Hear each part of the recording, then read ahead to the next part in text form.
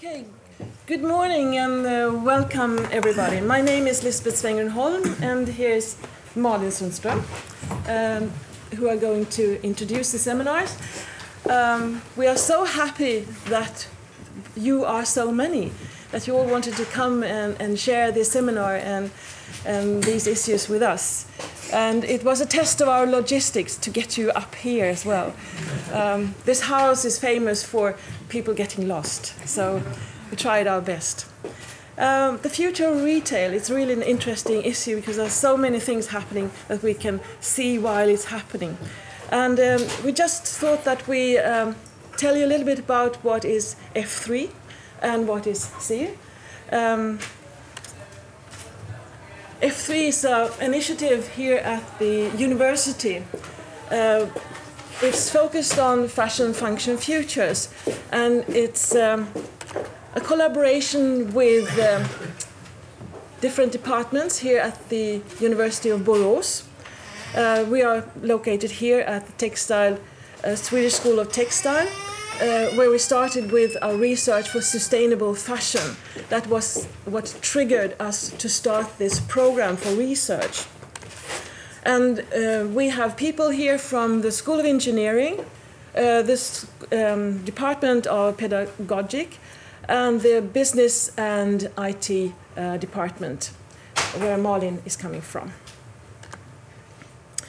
What do we mean by fashion, function, futures? 3 words. And when we talk about fashion, of course, we think about clothing. And as we are at the Swedish School of Textiles, of course, we think about garments, interior, but also other textile products that are part of a fashion culture. What we refer to as the fashion system, consisting of different actors surrounding the fashion design companies or the fashion retailers.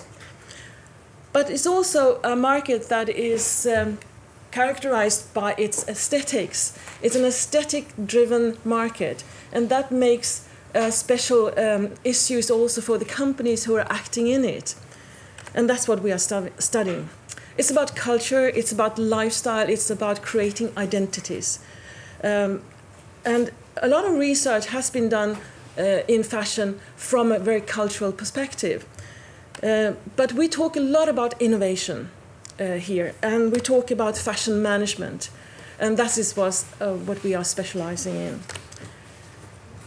And function then. It's not only about the fashion, shoes that are not very functional and clothing that are just nice.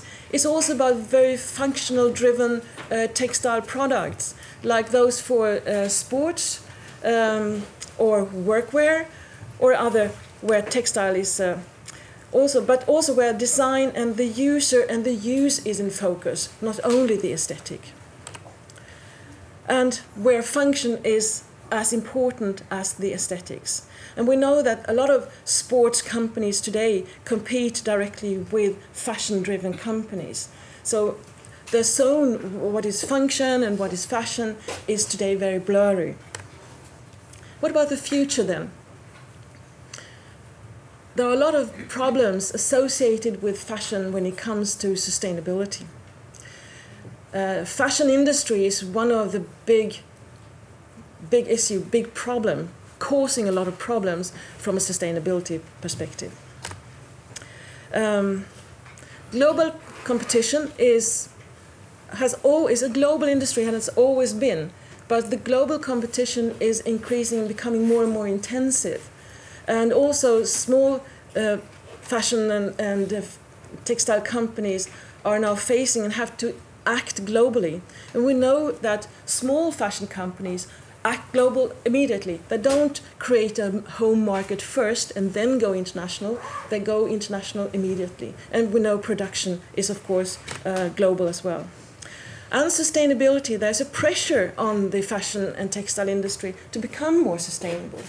And that is an issue that we deal with. And it's a sort of a paradox for fashion where you have to do new things all the time. But we are looking at new design tools. That is also a challenge for the designers.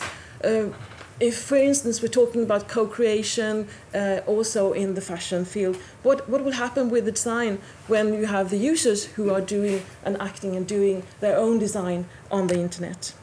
New material is a big issue, and there we have a lot of collaboration with engineering school, where the research is focused on also new material. We're talking about new channels, and that we'll talk a lot about today. Where retail and e-tail is merging and creating a new consumer behavior. And that is something also studied at the department. So the future is about new processes, tools, materials, and an increased knowledge about new business models that will change. It's a multidisciplinary research, and we have to be researchers from different departments with different perspectives. And that's why we also organize within the F3 seminars to diffuse our research. And we collaborate with the department, the Swedish Institute of Innovative Retail. I have to learn to say all the words right. But I also have to say that we are so happy that we can do these seminars, because we're also funded by Vinnova, who is investing in a national incubator. So we have Modeinkubatorn, or the fashion incubator, which is one of the only one in Sweden, I think. So we are part of that investment here as well. I need to say that. So, and we know that we have a long tradition here in Borås, so we are really good for doing all this. So, yeah. Thank you, Lisbeth. What is SIIR? Yeah. Just a few words so you won't get bored. My name is Malin Sundström, and I have a PhD in business and marketing. And I am always saying that I love two things. I love people and I love money. And if you are in love with those variables, then retail is very much a natural choice for doing research. I am the academic director for a newly built institute called SIIR, Swedish Institute for Innovative Retailing. I love the word "not."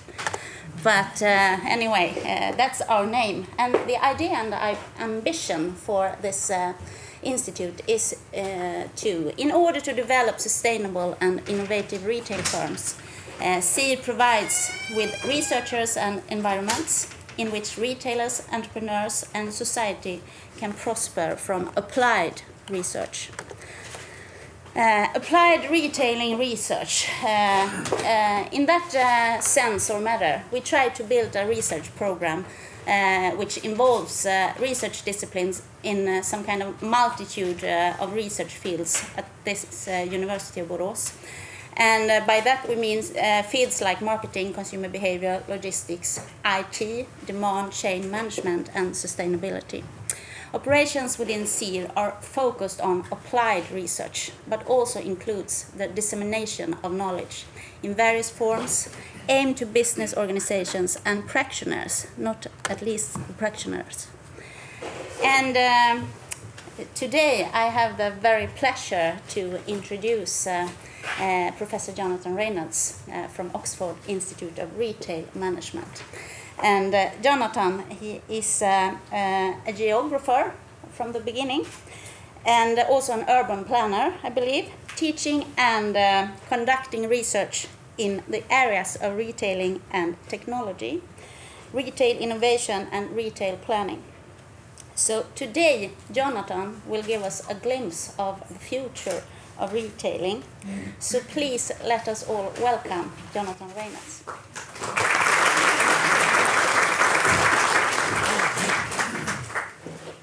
Thank you.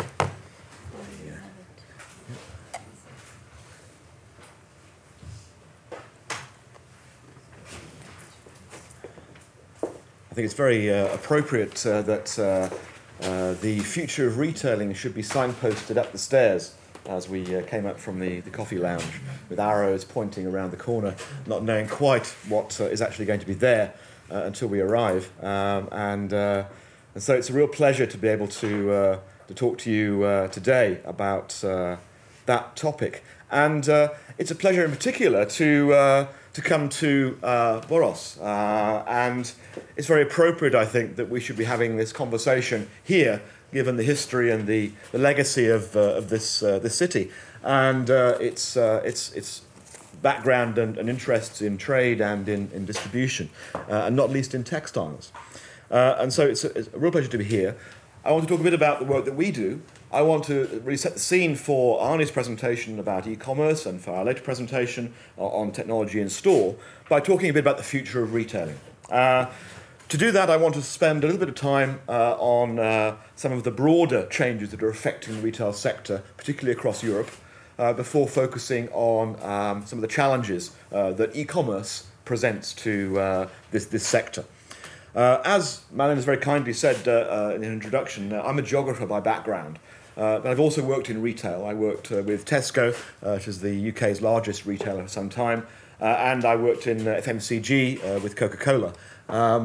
My wife has brought me back to the reality of life because she works for Laura Ashley, the fashion retailer. So I feel very much at home here, and indeed she would if she were walking around the corridors here in the textile house. The group that I direct in Oxford, which is part of the SIIR Business School in the university, has been around for about 25 years. And we're very much in sympathy, I think, with the university here in seeking to link the work that academics and scholars do with the needs of practitioners. So the research that we do is very much applied. It's very much around the needs of the retail sector internationally as it has professionalised over the last 25 years. And so the research that we do ranges from work on innovation and entrepreneurship, which I'll be talking a bit about today, planning and development. Again, this is particularly important in a sector where, for physical retailing, there is a big impact on the real estate of towns and cities and out of town in particular, which is of concern to policymakers and environmentalists. Supply chain management, so the task that even for e-commerce that is challenging, getting physical goods to individuals. Technology and retailing, so the theme of our work, where we are working, for example, with Intel at the moment on looking at in-store technology. And finally, the international retail performance. I won't be talking about that today, but it's certainly a particular challenge facing the future of the retail sector, as opportunities within the domestic market start to close because of the maturity of those markets, because of the levels of competition. So companies look to overseas markets to drive their growth. And of course, in the shape of IKEA and H&M from Sweden, you have two of the best examples of that kind of international enterprise.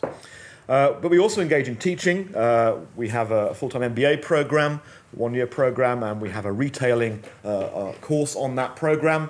And we have about 100 students doing retailing each year. We try to find their careers, both in the conventional retail sector, in store-based retailing, and in e-commerce. So we placed about a dozen students in Amazon and in eBay and in Google over the last year or so. And then we do things like this, speaking to academic conferences, speaking to practitioners, and writing about our interests. It's enough about me, though, because what I want to talk about is the future of retailing. And I'll do it really in four pieces. Very briefly, the current context for European retailing, because although we're talking today primarily about e-commerce, the challenge that retailing faces is not just about technology. Although technology perhaps has been the final element to create the perfect storm for conventional retailing within many European economies, there are other factors as well which have affected the way in which the sector has developed. And in response to that, what have we seen? We have seen many retail companies seeking to get the balance right, a new balance between the need to continue efficiency gains, cost cutting, making the cloth fit the offer, and innovation, which is always the lifeblood of the retail sector. And it's great to hear innovation in the title of Malin's institute, because I think innovation is very much the life and soul of what retailing is all about. And then, thirdly, the multi-channel challenge. How, from my experience, are companies meeting that multi-channel challenge? Because it is multi-channel. We heard the phrase in English emerge from the US, omni-channel, which I think is the most terrible word ever to be invented. It certainly isn't English. But it's certainly a way of referring to the fact that we have a completely fragmented channel environment now facing us through mobile, through devices of all kinds, tablets, and we can see here, you haven't yet seen the new iPhone 10, these things are getting out of control. So we'll look at some of the aspects that we have to face to meet the multi-channel challenge. And then if there's time at the end, I'll look a little bit further out, looking a little bit further, perhaps not 25 years, but towards 25 years in terms of the kinds of challenges that the sector may be facing over that intervening period. So let's start off with the bad news, economic stagnation. And I always have to start off with the bad news these days. It's rather depressing to have to do that. But we have to remind ourselves that certainly where we are at the moment, within the region that we are, even though Sweden itself is perhaps not as badly affected as parts of southern Europe, we are at a disadvantage in terms of prospects for economic growth. So we see the global recession, 2008-9 here on the IMF's charts, and we see the forecast of 2013, and we see the very tentative forecast looking further than that. If any economist tells you they know what's going to happen to the economy in 3 years' time, they're lying. Our governor of the Bank of England is on record as saying, I don't know what's going to happen in 2 years. So these dotted lines are very much that. Who knows whether it will go in that direction, or in that direction, or in that direction. But the truth is that for this region, for the European region, growth is likely to be the slowest compared to other parts of the world. And, of course, it's the consumer economy where we see much of that impact. With limited reliance on credit and availability of credit, we see retailers competing to get what little spend there is within a low-growth region of the world. We can see that in map form. I'm a geographer, I have to have maps. I don't know whether this will work, yes it will. So we can see here Europe in green. I may even have no, I haven't got that. Europe in green, which is actually showing low growth. That's between 0 and 3% growth in the GDP over the next year. Compare that to the rest of the world, particularly Asia, China, India, even Australia, South America. And there's anywhere in the US and Canada that exhibit similar sorts of sluggishness in terms of economic growth for the next year. So it's very much a case of winners and losers in the race for economic growth. And that's reflected in consumer confidence. This rather wild chart shows the picture for consumer confidence towards the end of last year. And the way to interpret this is green is good, pink is bad. The size of the circle is big is good, little is bad. So if you've got a small pink circle, you're in bad shape. So there is Spain, where I'm going this afternoon, if the general strike allows me to, which is scoring quite low and has been going down in terms of consumer confidence over that particular quarter. If we move out, it gets better as we move out by and large. We find Sweden, even though Sweden is pink, which says it's been going down in terms of confidence. Actually, overall levels of confidence are probably slightly higher than much of the rest of Europe, so this is good. But we have to go even further out to find better news stories in places like Malaysia, Norway, Hong Kong, Thailand, Brazil, Indonesia, Saudi Arabia, where we see substantial growth in confidence, therefore that being translated into spending. And here we are in the textile house, and it's worth noting the impact on spending that this has. What are consumers worldwide likely to spend more on, and what are they likely to spend less on? Well, interestingly, apparel, which is the American word for clothing, but we see apparel, 11% say they will spend more on clothing, but 21% say they will spend less. And that's the biggest category of spending to exhibit decline, even more than dining out and purchases of electronics within the survey for that period. And so what this demonstrates is that whilst there are some individuals who are perfectly happy to spend more on apparel, others are looking for better value for money or spending less out of their apparel purchases. And you'll notice that medical and housing are the areas that will see the least kind of impact. But retailing generally is likely to see significant consequences from that kind of difficulty. And the polarisation that clothing spending shows can be seen here in the UK.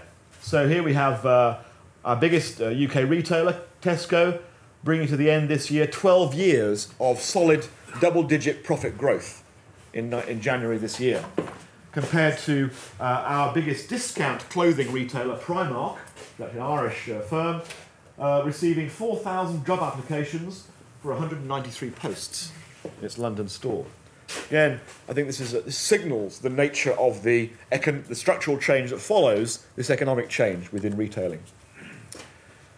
Secondly, we see a structural change, and this structural change has happened in most European countries, and it's one that we're very familiar with. It's a long-term change. We can see the move through supermarkets and hypermarkets, the growth of out-of-town supermarkets. Here is the UK in 2004. Here it is 6 years later, showing the way in which supermarkets out of towns have grown in that marketplace, and supermarkets that are selling non-food, including clothing.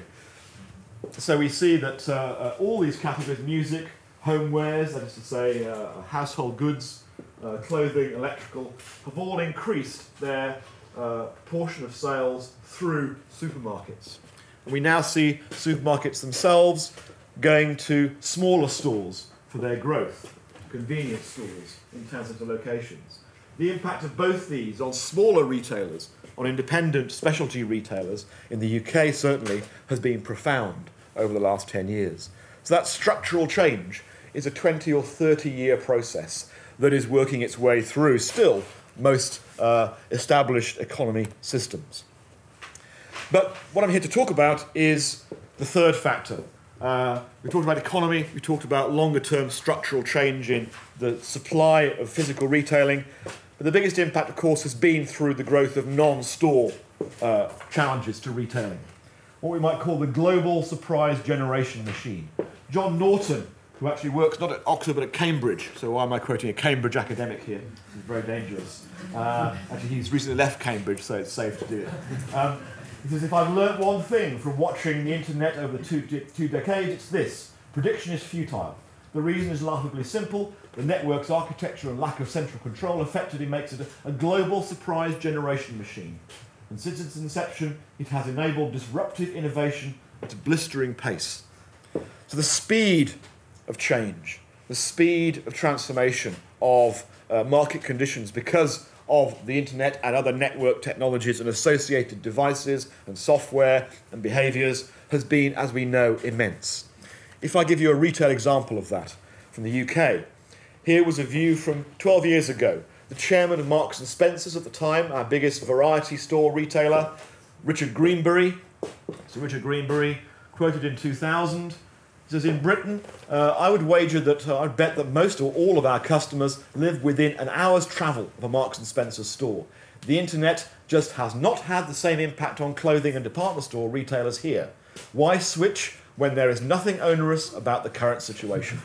The benefits of e-commerce are simply not as immediately apparent here. Now, is that complacency? Well, he was about to retire, so perhaps it was. He was also actually a very good leader of that business. You know, he took it into the £1 billion profit range the first time. Maybe luxury clothing will never sell online, he said. Quite possibly the importance of fit and feel, the personal input of a salesperson, can't be offset by even the best electronic service. Well, perhaps knickers will sell online, but that's about it. So, 12 years later, what do we see in the UK? Well, we have a company that was founded the same year that Richard Greenbury made that quote. You may have come across this, ASOS, which is now an international business, but it's the number 2 in the UK online clothing market. It has £500 million in sales, profits of nearly £50 million, growing at 45% or so a year, purely online, selling 50,000 items through its website, its mobile devices, its tablets, and its online magazines. It has 3 million active customers. So in 12 years, that transformation has meant that clothing, in the UK at least, is the 3rd largest internet retailing sector. So a very substantial transformation. So we've seen, I think, a real fragmentation of the way in which consumers now start to think about buying goods and services. We know that from our own personal experience. But one of the interesting issues we have is that if we look across Europe, we see that there are many countries with very similar economic and technological levels to their neighbours, which have a lower level of e-commerce usage. So if I compare the UK and Sweden, say, with Spain or Italy, we see some very substantial differences.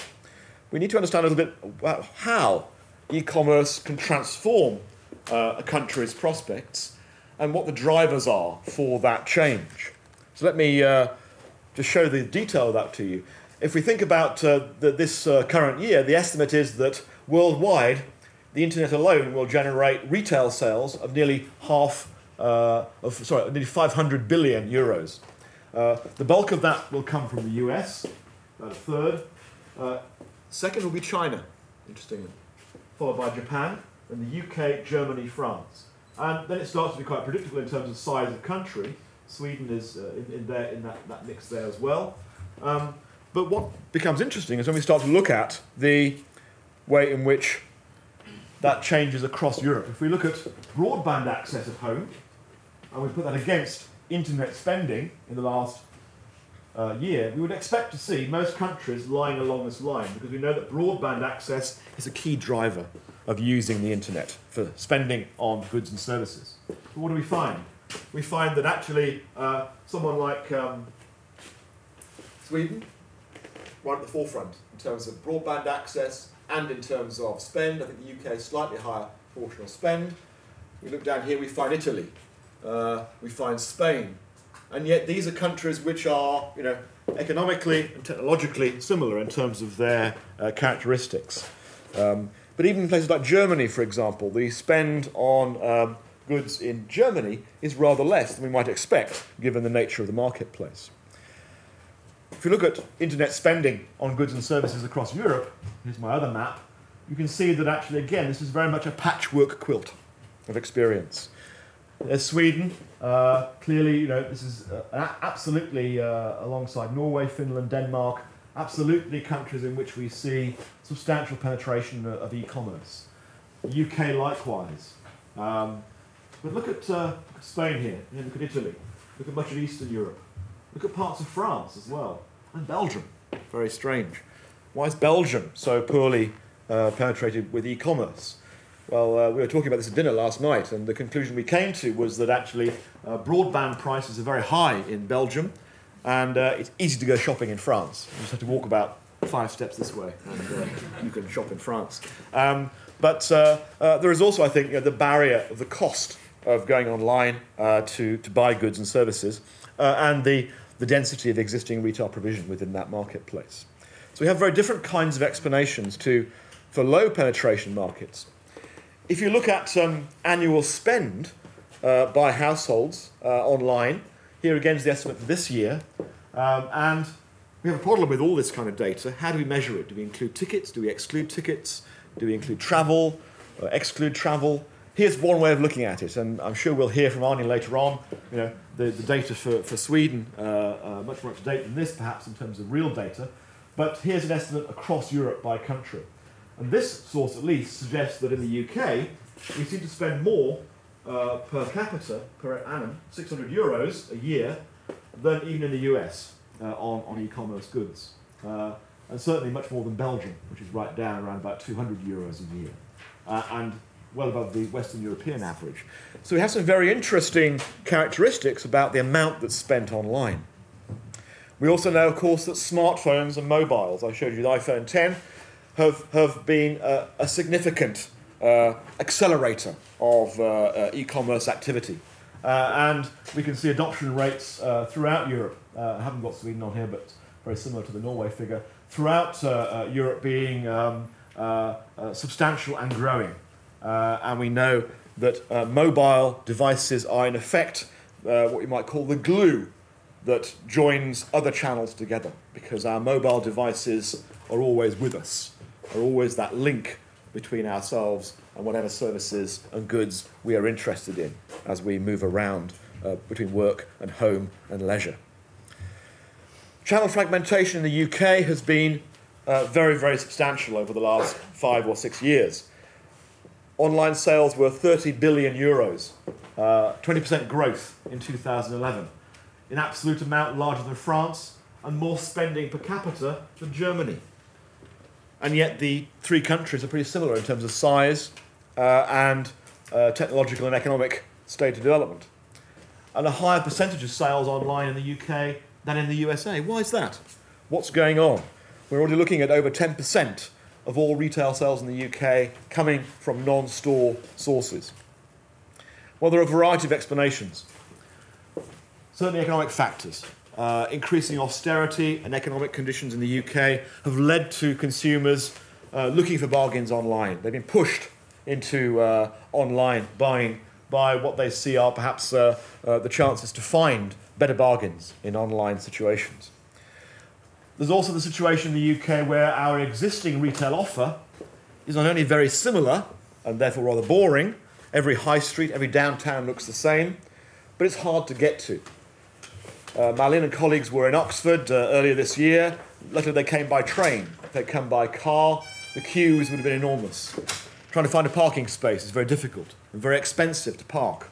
It can cost something like 12 euros a day to park in Oxford. It can, if you park in the wrong place, it can cost you 200 euros in terms of a fine. So this is not exactly retail-friendly situation. So we find the poorer accessibility and convenience of the offline retail offer is pushing people online. We also see some pull factors. We see a few large firms making decisions that affect everybody else. Tesco, for example, one of the first retailers to go online, and because it made that decision and spent a lot of money in that area, it started to influence consumer behaviour. It put pressure on the other operators. So they had to follow in many respects. They could not avoid following. So a few large firms, in a sense, have started to precipitate this. If you look at something like Finland, we see a few large firms, but they have not made that same decision. And therefore in Finland we have not seen the same kind of substantial growth in multi-channel retailing by the major existing retailers. The pull is also cumulative. So as more and more people go online, more people become more confident in buying, in transaction security, in comfort with credit card payment systems, and so on. Word of mouth. Instead of, as we know, we sit in restaurants. I was in a restaurant last night with my own colleagues, that rather than talking about the new car you're buying or whatever, you talk about which apps you've got on your iPhone and which ones you recommend that your friends should get on their iPhones, and which websites they should look at and what they should buy when they're on there. And you show somebody exactly what that looks like there at the dining table. And that's, of course, very socially unacceptable these days, in all cultures, not just in Sweden and the UK. But what's the consequence been in the UK for all this? Well, it's been substantial. So what we have seen is a growth in vacancy rates throughout the UK. We've seen an average vacancy in our retail centres of 15%. So 15% of all units are vacant now. And we start to see a move away from town centre and downtown retailing as the tide goes out in terms of consumer demand. So we start to see the weaker places, northwest of England. This is actually where many of our textile industry was based 50 or 60 years ago, the northwest of England. Those centres are actually probably the most under threat at the moment in terms of vacancies from existing units. And we see forecasts saying, well, actually, non-store sales will move, where are we? That's right, from 5.1% in 2000 to over 10% today. It's saying 12% by 2014. I think it will be as high as 15%. So already that forecast is out of date. And all this is at the expense of traditional downtown high street retailing. So if you're a retailer, let me turn to the second part of what I want to say. How do you respond to this? How do you develop and meet the challenges of a multi-channel strategy in increasingly difficult economic times? Well, the first challenge, of course, is to balance, to get a new balance between efficiency and innovation. We've seen efficiency and cost cutting by retailers many times before. In recessions, it's very easy to cut costs. But are you cutting the right costs? So if you think about the Lehman Brothers disaster in 2008, the precipitation of the most recent crisis, a retail director we talked to in non-food said, it gave me an excuse. It gave me a burning platform. This is not a Norwegian oil platform, by the way, don't worry. It gave me a burning platform to make cuts but I made the right kind of cuts. I made cuts that actually improved our effectiveness as an organisation. But that means I have to question everything, from store operations, to ordering, to delivery, to stocking, to selling. It isn't just about asking people to work harder, it's finding a better way. Although it's getting harder and harder to find the places where further efficiency gains can be made. And if you go too far, this is Nordstrom's kind of approach to this, we can be efficient, but if we just focus on cost cutting, we'll just be a business that turns over £2 a year, we won't be in business. So we can't sack the customer's experience.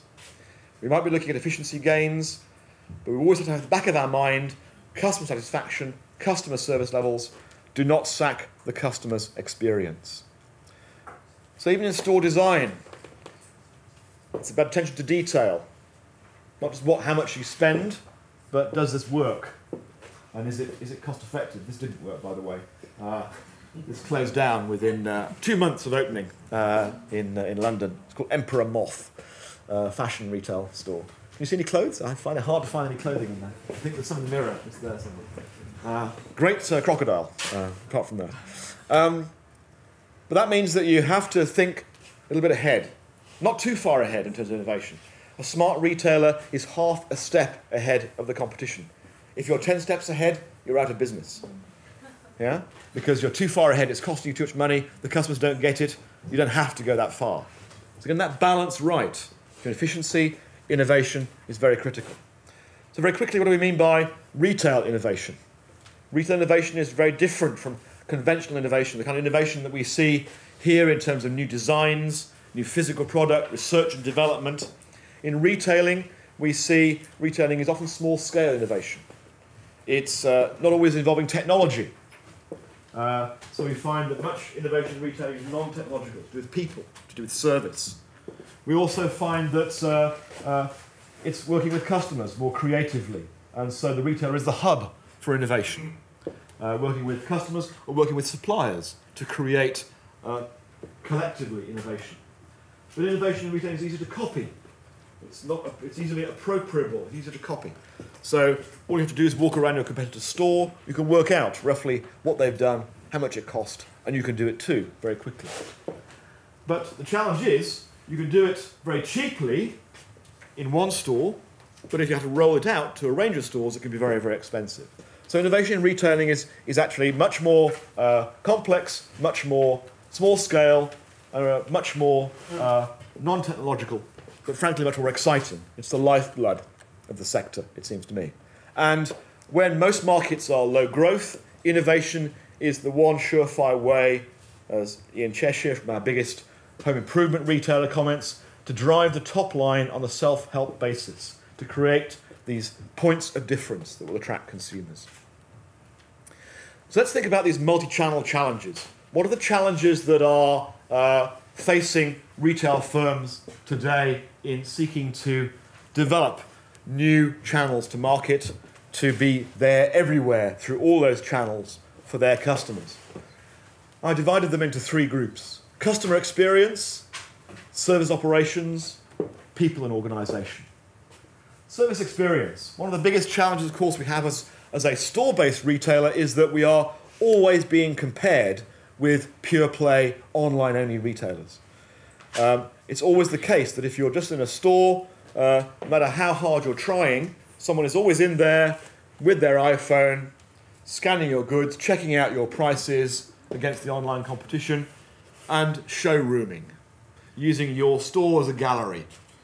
So that's a very nice product. Let's just scan that and see how much that is on Amazon. I'll order it from home.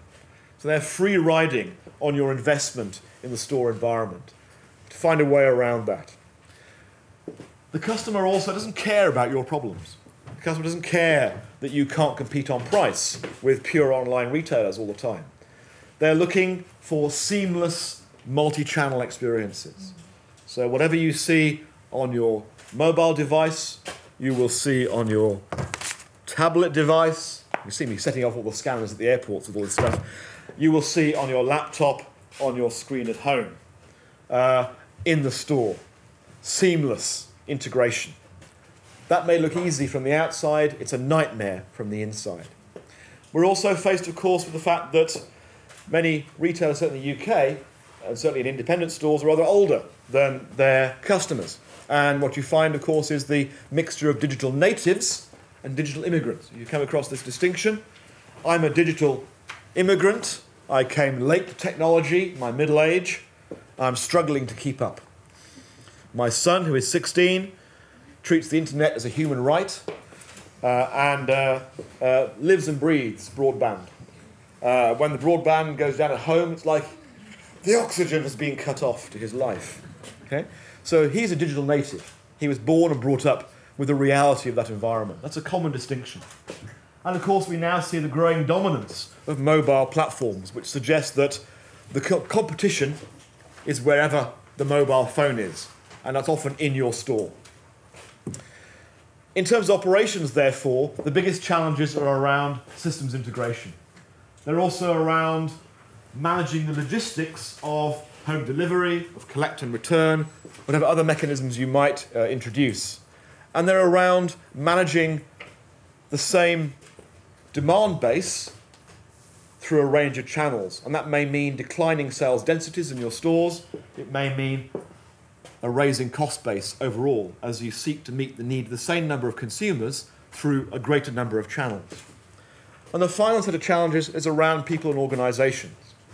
Incentivising store management teams who are dispirited by the threat of online retailing as they see it. Bringing them around to the culture that actually multi-channel is good for everyone and will achieve success for the overall enterprise. And in organisational design terms, do you have a separate or a joined up organisational structure? We know that there are very different cultures in startup businesses compared to established store-based retailers. How do you integrate those two kinds of structures if you have both in place? Let's think about these three in turn. I'll give you three examples of these. Customer experience. Here is a food retail example of how one food retailer has sought to enhance the customer experience online rather than in store. It's Waitrose, which is one of our upmarket, upscale food retailers in the UK, and a whole variety of ways that they do this. They have a live action e-magazine with embedded video, which will show you recipes, guides on how to make mashed potato. It's a traditional English meal without lumps. Okay, very important. Where you can upload your own recipes to share with friends. There's a social media aspect of their activity. Where they have an app which will allow you to have in your kitchen instant recipes and designs, how-to videos, cooking libraries, and so on. My favourite, though, given it's coming up to Christmas, is their canapé calculator. You know how difficult it is having parties at home with friends. How many canapés do you buy for people who are coming? This is Waitrose's canapé calculator on their iPhone. It's hard to read from the back of the room, but this says, well, what type of canapés do you want to buy? Ready to eat? Ready to heat? Something sweet? How many people are going to come? How long will the party go on for? Key pieces of information. I've heard that parties here in Boros go on to 4 in the morning, so certainly I think you can tick the maximum box there. And then the canapé calculator will work out what mix of product and how many canapés you should buy, and we'll add a little bit, I'm sure, to help the profit margin of Waitrose. Waitrose is also very active on social media and Twitter, and is very responsive to that kind of activity. So being alive to customer experiences in terms of before even going into the store, before even making a purchase, in terms of raising awareness of the offer that the company has to give. Customer experiences are also seen, though, through the way in which a joined-up, seamless customer experience is available. And the best example I have of that is a clothing retailer, department store retailer in the UK called Debenhams, which has made its name for having independent, well-known designers as part of its proposition. So these are designer products you can only buy in Debenhams department stores. But what this business does is to create a multi-channel platform available on any kind of device, which will allow you to run catwalk videos, and will be fully integrated with the website, with the e-commerce platform. And you can just see here, I think, this video running here, a little box there. That little box is actually a link to the item that's being shown on the screen at the time. And those flash up live as the video runs. So if you like a particular product, you can stop the video, click on that link and go and buy it in your size. So this business has been really very, very successful, both with mobile commerce and with TV and video-based integrated apps that are linked in a seamless way to the e-commerce platform, but which also encourage visits in store. So it's a joined-up approach to the way in which the customer experience now takes place in terms of fashion buying. Let's think about service operations and technology, secondly. And the example I will use here is Tesco. It's a company I used to work with, but it's, I think, a good example of one where the company has sought to keep up with and anticipate some of the platform changes within the sector. It is already the world's largest online grocer. It had a turnover of nearly £3 billion in online grocery sales alone, and made a profit of nearly £150 million during the last reported year. Has nearly 1 million customers buying groceries regularly online. And what's interesting is that Tesco's grocery sales from these devices now comprises 12% of all grocery sales online through its mobile device. So while you're coming home from work, you order your groceries from your mobile device or tablet. And there's some really interesting features of this. So on your mobile device, not only can you order groceries, this is a fairly standard kind of app on the right there, but you can also find goods in store, in main stores. So in the Tesco Hatchfield Superstore, which you might pass on your way home, you need something, you need some balsamic and garlic vinegar. Okay? In that particular store, the app will tell you that product is in aisle 3 on the left side, counting 2 units along, then the 8th shelf up from the floor, provided no one has stolen it, of course. That's where it should be. And so what lies behind this, of course, is a sophisticated inventory control system, which knows where everything should be in every store, as well as online. So you can link that and place an order directly for that product on your app. And of course, we've now started to see many more of these kinds of things. Quarter growth should continue at the current rate, which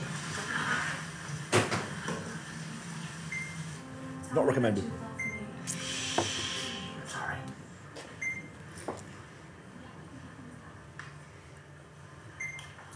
The free Tesco grocery app lets you order from your iPhone and has a new barcode scanner so you can pop products into your online basket in one click. Oh, hang on, I'm going to order on the phone. Excuse me. Run out of those too. From your scan to our van, Tesco.com. Every little helps.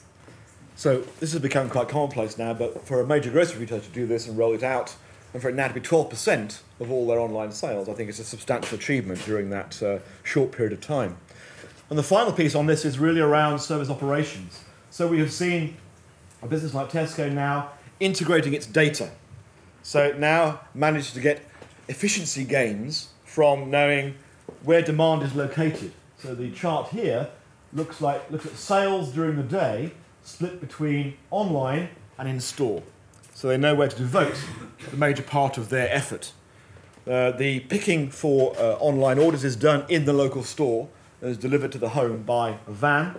But you can see that some of the peak order times, the red bits of that bar, are actually in the early mornings, between 6 and 9, usually from workplace PCs or mobile devices on the way to work for delivery later in the day.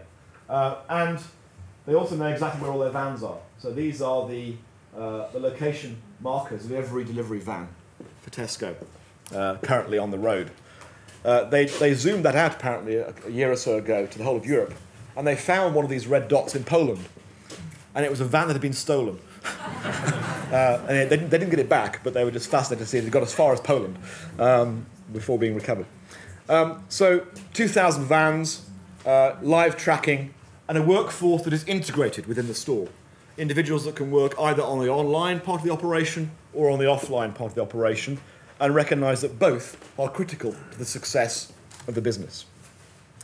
So that takes me to the final piece on people and organisation as a challenge. And here is a shoe retailer, Shoe, in the UK, which started off as a store-based retailer, then grew an online operation, and saw how important it was that they should amalgamate the cultures and the distribution systems of both kinds of business. This is a very fashionable shoe retailer. It's my son's favourite shoe shop in Oxford. It's full of people his age buying Converse and everything else under the sun. But he'll buy the stuff online as well, because the online site allows him to customise the shoe. So what we have here is really the amalgamation of the stores, the internet, and they now have an eBay offer into one, in terms of customer information, in terms of delivery systems, in terms of teams, in terms of culture. And they found that they could learn from each side of the business to create an overall business that was stronger as a result. So those are three of the immediate, short-term, medium-term challenges facing, I think, businesses thinking about multi-channel in increasingly serious ways. But let's go a little bit further forward in the last 5 minutes that I have.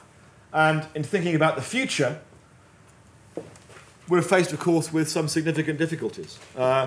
Just in terms of economic forecasting, as I showed you before, just rolling forward a little bit of a time is challenging. We can't even look 1 or 2 years ahead in terms of economic growth, let alone 25 years. So how do we do that? Well, we know that forecasting is dangerous. We should not just extrapolate trends. Our UK Treasury, Finance Ministry, its forecast in 2007 didn't even see the last recession. And that was a year before it happened.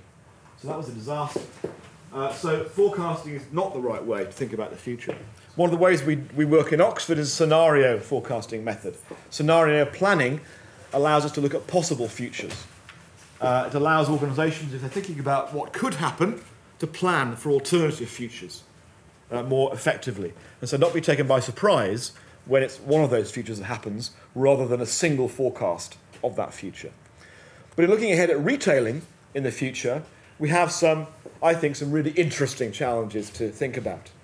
So we've seen, for example, how big will online competition become? I don't know whether any of you are familiar with the character here. This is Dr. Evil, okay? From a film, comedy film in the UK with Mike McShane. But is Amazon, Dr. Evil? Is Jeff Bezos Dr. Evil? Well, actually, no. Bezos would argue that they are cultural pioneers, disrupting even their own business. Our job is to bring companies with different cultures along. And Amazon is certainly doing that across the world at the moment. If we look at the way in which Amazon has been developing over the last 15 years, what will it look like over the next 25? What we have here over the years is the way in which it has selectively rolled out different categories of goods from its online store into different markets. We now see Spain, Italy, and Germany being added to that mix, and France, and so on. Country-based sites which are designed to pick off what it sees are the most attractive categories for goods and services in those markets as it moves itself across the world.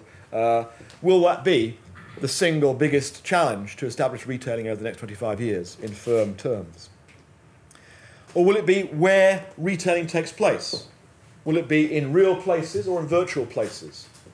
Will we see Amazon stores in shopping centres? Or will we see virtual shopping centres? This is virtual London, without any shoppers, actually. It was interesting. No crowds in virtual Oxford Street. Or will we see entirely imaginary virtual shopping centres being created, populated with avatars during that time?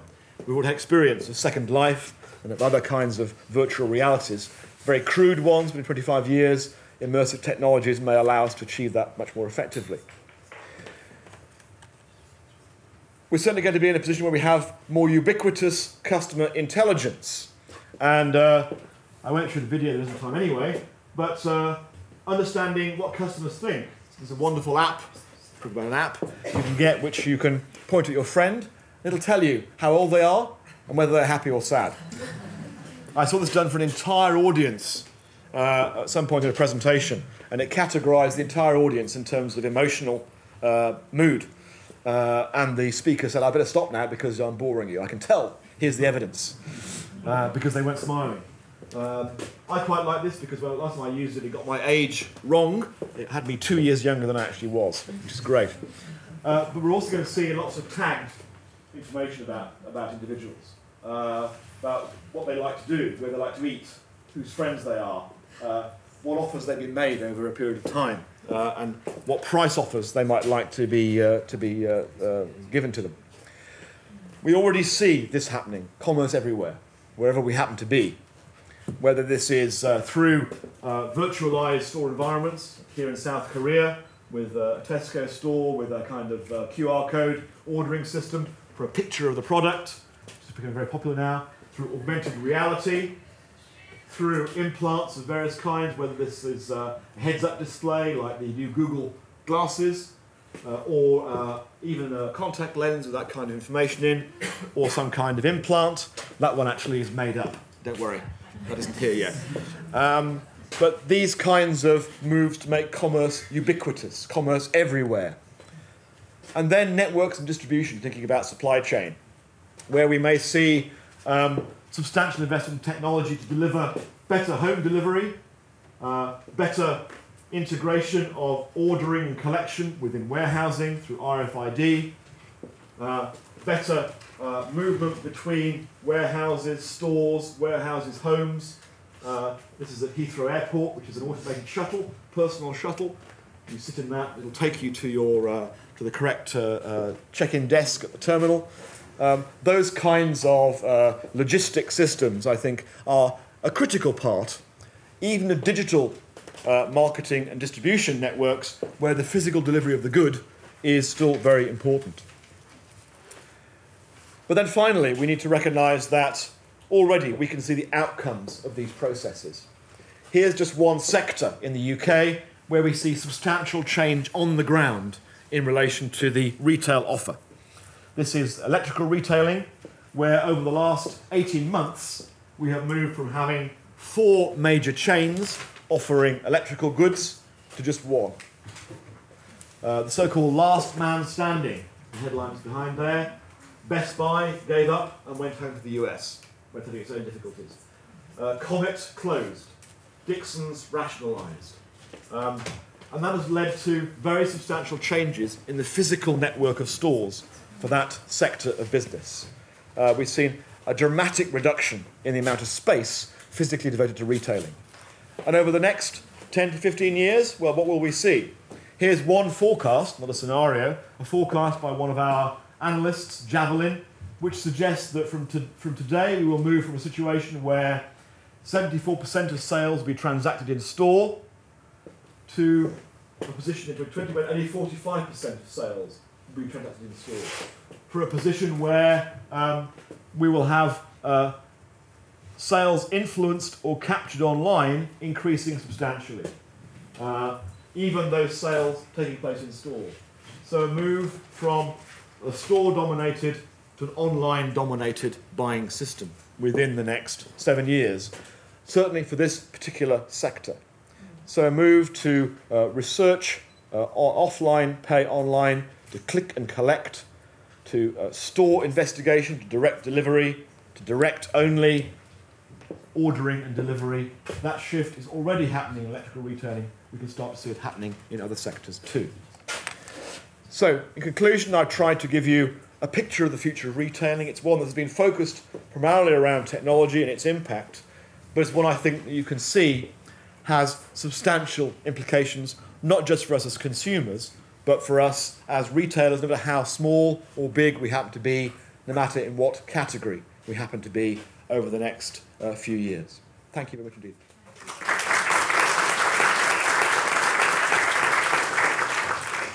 Thank you very much, Jonathan. Before we proceed, we will take a few minutes if there are any questions or reflections. here in the audience. So please feel free to raise your voice.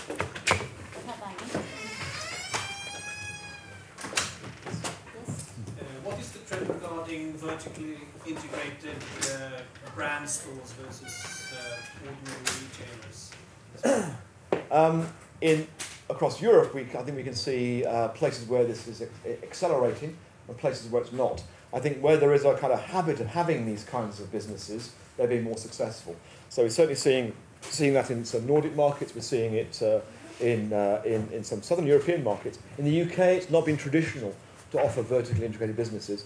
And so the only place we've seen that has really been in high-tech companies like Apple and clothing retailers like Nike, who are already well established with in effect, vertical integration.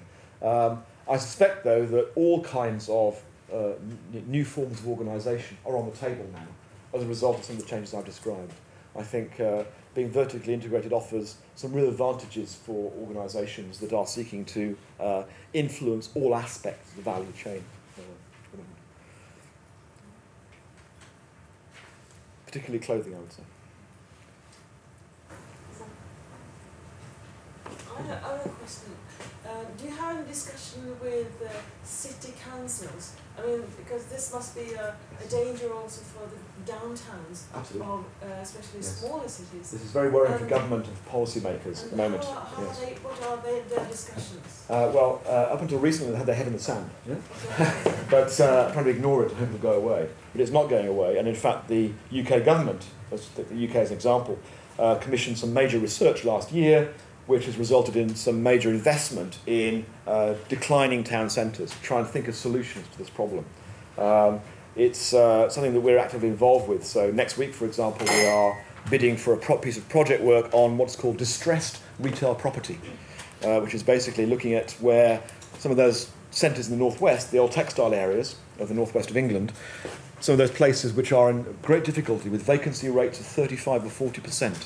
What can be done to help those kinds of places? It doesn't help that government is refusing to lower business rates in those areas, so retailers still have to pay very high costs of doing business in those places.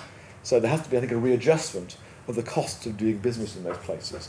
We haven't yet persuaded government to do that, although landlords and property owners are starting to reduce the rental charges they're making for tenants. And I think that puts a lot of pressure on local councils and investors to be creative, to be innovative. How do we use that space differently? How can we be inventive and imaginative in creating new kinds of downtowns that aren't just about retailing? Because in a sense, retailing has come to dominate our downtown areas in the UK over the last 30 years, but it wasn't always the case. People used to live in downtown, much more so than they do today. So I think we have some real structural problems about our urban spaces to face up to over the next few years. A little bit on that question. In Sweden, when I talk to retailers in different towns, they have the conflict with the landlord. Yes. That you never see that you're driving traffic from the physical store to the net, but the opposite. Yes. And then they also have it in their contracts that they're not allowed to drive in that direction. Is it the same in UK? Or? No. Well, we have very curious contracts in the UK. Often these are 25-year upward-only rent reviews. So you sign for a very long period of time, and it's not linked to turnover. You just pay more each year. These are changing now to be more flexible. But to my knowledge, there are no agreements that have that kind of clause in them. And indeed, I think it would be too late for landlords to put that kind of clause in because it would be self-defeating for the businesses concerned. So this is very interesting to hear this actually. Yes? So the e-commerce stands for 5% of retail in Sweden. What's your feeling for how it's going to be for the coming 7 years? Sorry, I didn't quite catch the first Today, one. the retail, the e-commerce in Sweden stands for approximately 5% of the retail. Yes. What's your feeling for where we are in 7 years? Yes, I think it might be a little bit higher than that, but we'll hear our next speaker say that. But yes, but actually, I think upwards. And the challenge, of course, is how fast and which sectors will be most affected. But I think it's, I think again, as I was trying to point out with the UK experience, there is a cumulative effect here. that you reach a tipping point, a certain scale at which it becomes the normal way of doing business. We can argue that, well, mail order, for example, direct mail, got to about 5-6%. Didn't really get much higher than that in the UK. I think it was a little bit higher here. And it stopped there. I think e-commerce has moved up and up and up. I think it's getting to the point now where people will start to think about it as every day, the normal way to do business. And at that point, it almost becomes pointless to measure what percentage it is, because it's the way we do things. So I think the direction is up, absolutely. But the question is, which categories will be going the fastest, and are there any categories that we think are likely to surprise us because they will go faster than we expect? And clothing is one area, I think, where we've seen in the UK a move online much faster than many expected to happen. So, thank you very much, Jonathan, for this presentation. Just one more thing, because we are here in the Textile Center. Absolutely. And I mean, this building also we can see as a kind of a historical example of what to do when the industries move out. As you know, this was an old factory in the textile Algots. Those of you who are from the area know this. And soon education moved in. But we still do textiles, but we do it in the smart way. So here is a small present. Fantastic, it's for your smartphone. So you can have them on and actually use them. Because I think it's chilly also in the UK. It is, very much so. Exactly. You're very welcome. Thank you very much. Thank you. Okay. Nu övergår jag till svenska. Därför att nästa presentation då kommer vi få lyssna på Arne B. Andersson ifrån Postnord. Jag har svårt att säga Postnord fortfarande. Posten brukar jag ju säga. Ja. Och ni som känner Arne, ni vet att nu kommer vi att få lyssna på e-handel och statistik och en hel del trender, tror jag. Ja, det blir det. Så varsågod, Arne. Tack så mycket. I take my speech in Swedish today, but I'm sorry for you, Jonathan. I hope it's okay. Ja, det här var mycket intressant att få en lite makrosyn på det hela också. Men vad som du och jag sa där från Sigma här, att det var också mycket hands-on. Och det är det så intressant, tycker jag, det här med akademin och verkligheten möts. Och det är därför jag tycker det här med retail och handel är så spännande just nu. Man ser att akademin och verkligheten måste mötas på något sätt. Det går liksom inte att ta upp en bok och läsa sig till hur det här med multichannel ska gå till i framtiden. Utan man måste samarbeta på något sätt där. Och det är mycket praktiska exempel hela tiden. Och sen pratar Jonathan också om den här mobilen. Vi höll på med den igår kväll, om appar och sådana saker. Vi höll också på med de här jäkla sladdarna som man måste ha med sig hela tiden. Så nu måste jag sätta i den här så jag har lite batteri sen.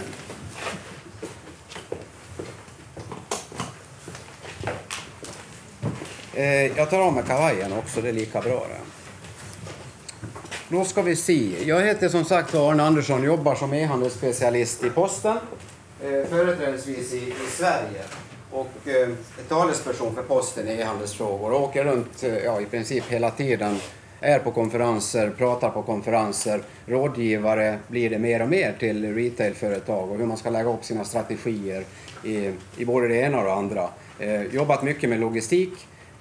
Men logistiken blir också är inte en separat del av det här med multikanal, utan det är en del i den här helheten, och det måste man förstå. Då ska vi se här.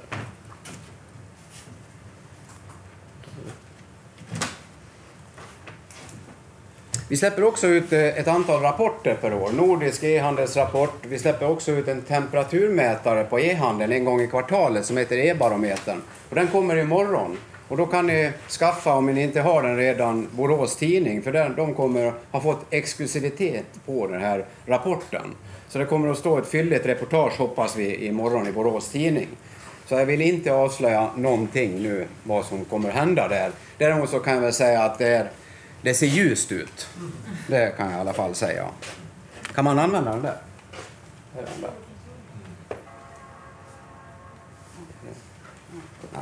Då tar vi nästa där. Vi ser. Jag tog med den här. Det här är den tråkigaste bilden jag har. Den är ganska rolig, men den är tråkigt utformad. Och den här visar lite grann då på utvecklingen på e-handeln. Och vi fick en fråga här från publiken då, hur stor e-handeln kommer att bli om några år. Och det finns inga tecken på att det ska minska, utan det kommer procentuellt att växa med tvåsiffriga tal åtminstone 3, 4, 5 år till. Och det är också när vi jämför med hur handeln ser ut i både UK och USA och Tyskland och liknande länder som ändå har kommit något längre än vad vi har gjort. Så vi kan fortsatt se 3, 4, 5 år framåt se en tillväxt inom e-handeln på 13, 14, 15% kanske. Men procenttalen, det kommer ju överhand att minska något då, med tanke på att det blir så pass stora belopp som det blir. Så att vi ska inte bli förvånade om vi då om några år kommer att stå 9%.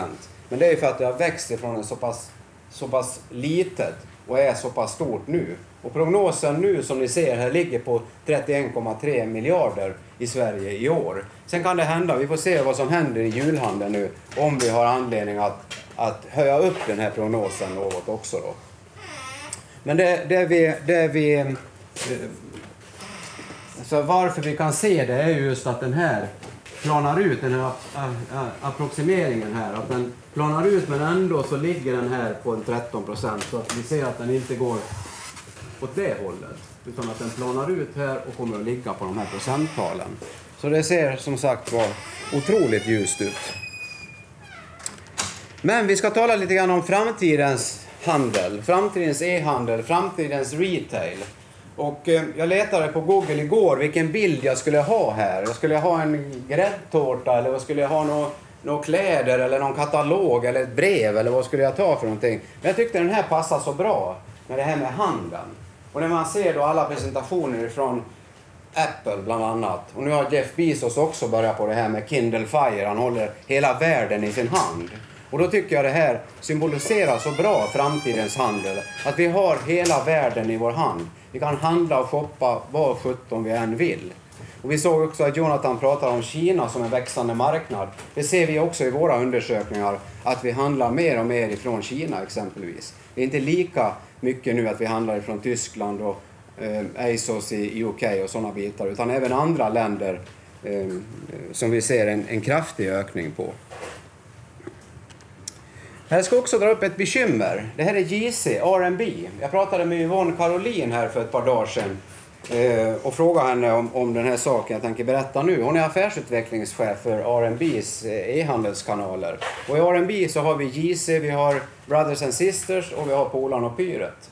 Och det går ju inte så förbaskat bra för R&B. Utan delar av det går bra. Polan och Pyret går ganska bra. Och JC gick upp med sin jeansbutik på nätet för några veckor sedan.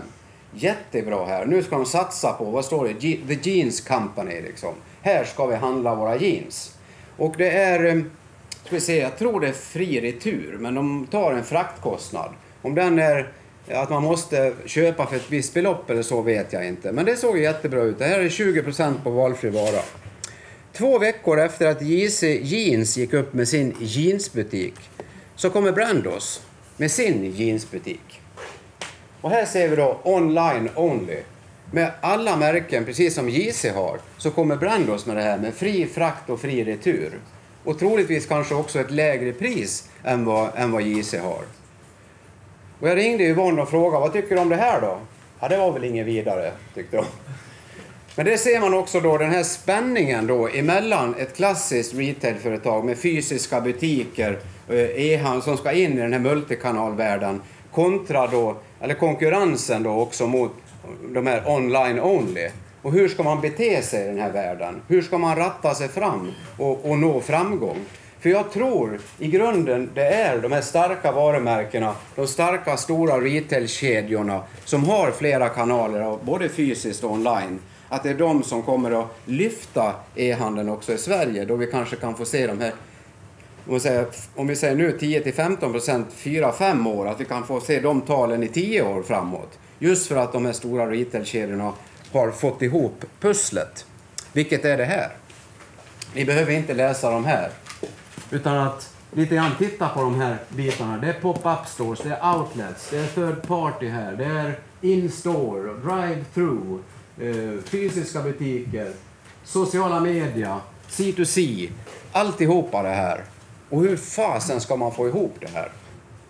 Och det är rätt få människor som har... Jag tror inte att en människa kan säga att så här blir det. Inte ens Dag som är en duktig på logistiken. Utan inte Malin heller. Utan här tror jag att man måste jobba i större grupper, i större kluster, nätverk. Och det är initiativ som ni har här i Borås också och i Göteborg också med retail. Att försöka få det här att fungera. Och det här är då också ett tecken på där akademin och verkligheten måste mötas och diskutera sig fram till en strategi hur man lyckas på det här. Och hade då JC eller R&B har varit lite längre framåt det här så hade de kanske kan de kanske möta Brandos på ett lite annat sätt än att de nu sitter och funderar, kliar sig i huvudet. Jag var 17 över nu då när Brandos kommer in här. Pumpar in hur mycket pengar som helst för att få volym och skalbarheten.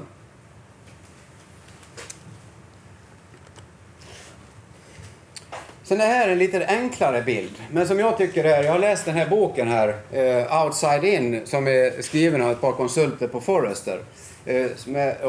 Om det här med the power of putting customers at the center. Alltså kundmakten är reell idag. Det har vi sagt i många, många år, men idag är den verkligen reell. Och jag kommer vidare och förklara lite grann om det. Men det här tycker jag är en bra modell att leva efter. Det räcker inte med att möta de här behoven som vi har. Det räcker inte att vara enkel och tydlig och trygg och allt vad vi nu säger. Utan det gäller också att få den här njutningen. Att få den här ultimata shoppingupplevelsen i alla lägen. Utan att man går till överdrift som den här engelska butiken som fick slå igen då. Där man inte såg vad det var för grejer. Men kombinationen utav det här. Att bygga underifrån och upp. Och utveckla den här njutningsfulla shoppingen. Den här boken kan jag definitivt rekommendera. Framförallt för er som jobbar i flera kanaler. För att se hur brygger man över de här eventuella kanalkonflikterna som man kan tänkas få då. Vertikaler var det en fråga. Var det du som frågade om det? Ja. Och vad tror vi om framtiden på det? Och det är ungefär som Jonathan, eller det är precis som Jonathan säger. I UK så finns det ingen större tradition av det hela. Men vi hörde samtidigt också att Debenhams har ett stort inslag av private label. Och det är där de har en lite högre marginal.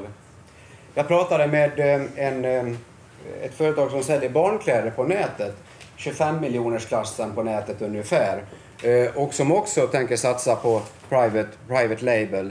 Och ha kontroll ifrån fabriken och ända hem till konsumenten på den här kedjan då. Och de säljer också ett premium-varumärken i sin butik. Och då kan de ta ett ännu högre pris för sitt private label. Och som han menar då kan han till och med konkurrera med H&M. Trots att han är en så pass liten spelare så har han utrymme för att växa och ha en bra vinst i företaget.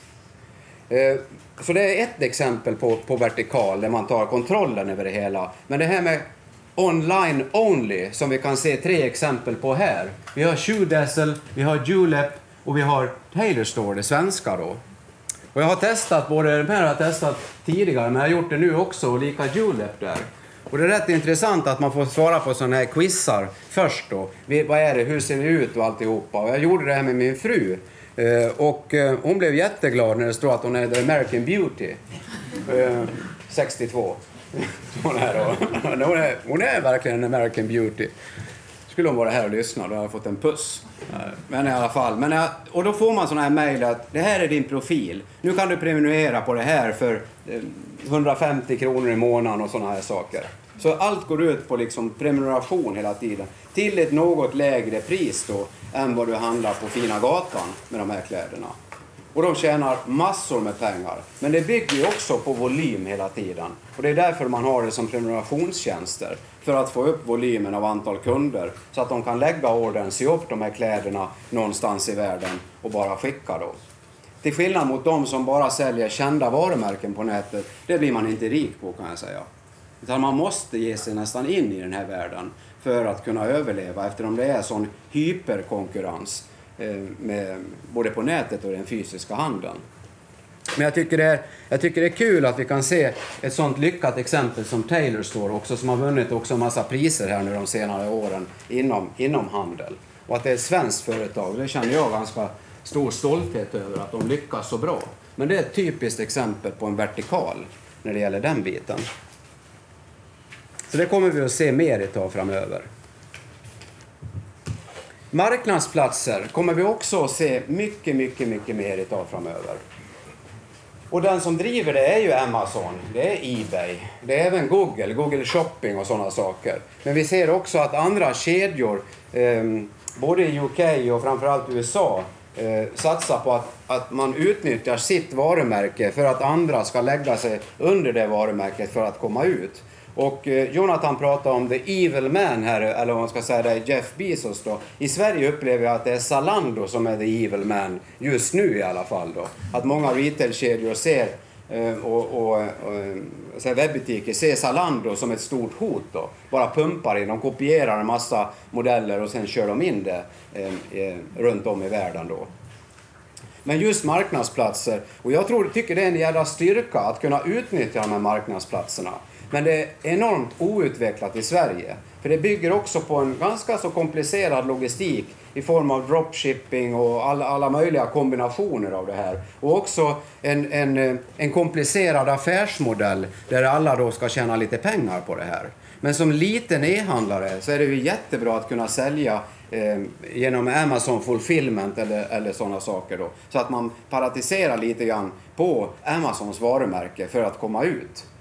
Och också de stora varumärkena, om man kan testa en ny marknad så kan man gå och lägga sig hos Amazon för att testa hur går det här. Men man ska ha en klar strategi för vad man vill med det här. Att när är det dags att gå ifrån Amazon och inte göra det. För vi ser också starka varumärken som säger nej tack till att vara på Amazon. Jag kommer inte ihåg det senaste nu, men det är flera stycken i alla fall. Och det här är ett exempel på någonting som heter Price Minister i Frankrike. Den ägs av ett företag som heter Rakuten, säger man tydligen på japanska. Det är en japansk marknadsplats. Gigantisk i Asien. Och börjar också på att bli stor i Europa. De äger Price Minister. De äger någonting som heter Play.com i UK. De köpte också, varför jag tog med Price Minister där, det är att de köpte ett logistikföretag i Paris som kan hantera 180 000 paket per dygn i Paris. Vi producerar ungefär 200... Schenker sitter där med så de har vågat säga det. Men, säg 240 000 paket per dygn. Totalt. Både business to business och business to consumer. Och det här 180 000, jag har aldrig hört talas om företaget. Och det är också, varför gör de det då? Jo, det är för att de vill försäkra sig om kvaliteten i leveransen och snabbheten i leveransen. Och då äger de hellre logistikföretaget själva.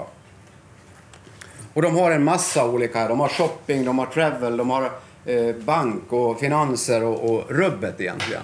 Så det här kommer vi att se också mycket mer av i Sverige, och vi ser att blocket börjar på ta steg mot blocket e-handel och sådana saker.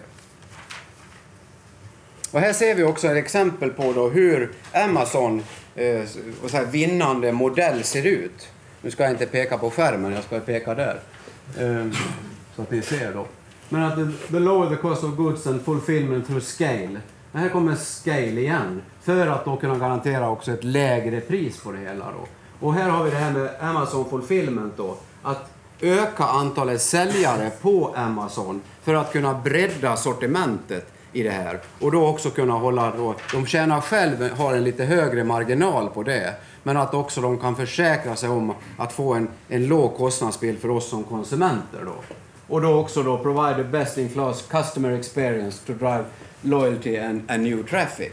Och det här är ju precis vad det är när man handlar hos Amazon. Man blir lycklig varje gång. Det är en njutning att få handla av dem. Så att jag tycker man inte ska säga att Amazon är evil, Jonathan. I don't think Amazon is evil. Do you think that? No, no me either. Så att det finns mycket att hämta av Amazon där.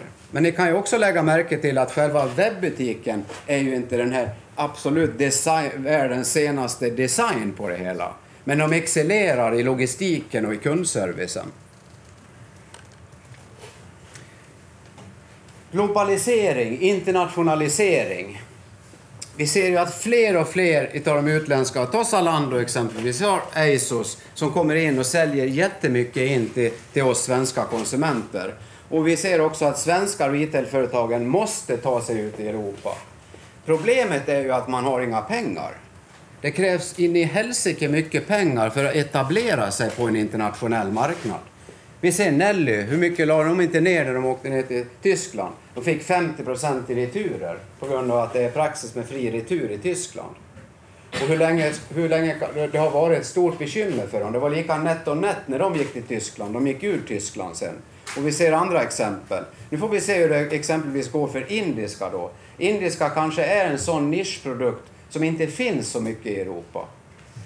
Och ska man gå till Europa så ska man också titta till något land, så måste man ha koll på det andra länder. Det är inte bara att gå ut i Europa och säga kom och handla. Man måste vara precis lika bra i det andra landet som man är i Sverige eller på den marknad man befinner sig för att överhuvudtaget ha en chans. Så det krävs väldigt mycket, men samtidigt är det nödvändigt om man ska överleva och har ett mål och en vision om att man vill växa. Men att man måste bestämma sig för var vill man vara. Det går ju inte att alla är lika stora. Någon är det ju som blir vinnare. Man måste bestämma sig, vill jag vara med på det här tåget eller ska jag stanna här och kanske ha en lite högre marginal och överleva på det sättet. Sen kommer vi till det här med social shopping då, och big data. Och big data är ju jättebuzzwordet idag. Att nu ska vi mäta allt. Och mäta, det är superviktigt det också. Men vad ska vi mäta? Hur ska vi mäta det? Och det finns nog precis som det fanns social media-experter för ett par år sedan, så det drällde av dem, så finns det big data-konsulter nu också som ska skinna er på alla era strålar och konsulta ihjäl sig kring det här ämnet då. Jag tror att man måste här också sätta sig ner, bestämma sig för vad är det jag ska mäta? Vad är viktigt för mig? Ska jag mäta likes? Och varför ska jag mäta likes på Facebook eller vad det nu är för någonting? Så här ska ni ta er en riktig funderare över innan ni bestämmer er för det här. Och ska man göra det i liksom långsiktigt eller ska man göra det i real time, kan man ju också fundera sig på det. Att vara liksom i nuet hela tiden och tänka på det sättet. Men också det här social shopping då. Att hur extremt komplicerad marknadsföringen har blivit. Vi kan se på oss på posten som har skickat ut en jävla massa kataloger genom året som har varit säljdrivande åt alla postorderföretagen hela tiden. Ja, de är inte säljdrivande idag en katalog. Eller de har blivit mer magaloger, mer magasin av det hela.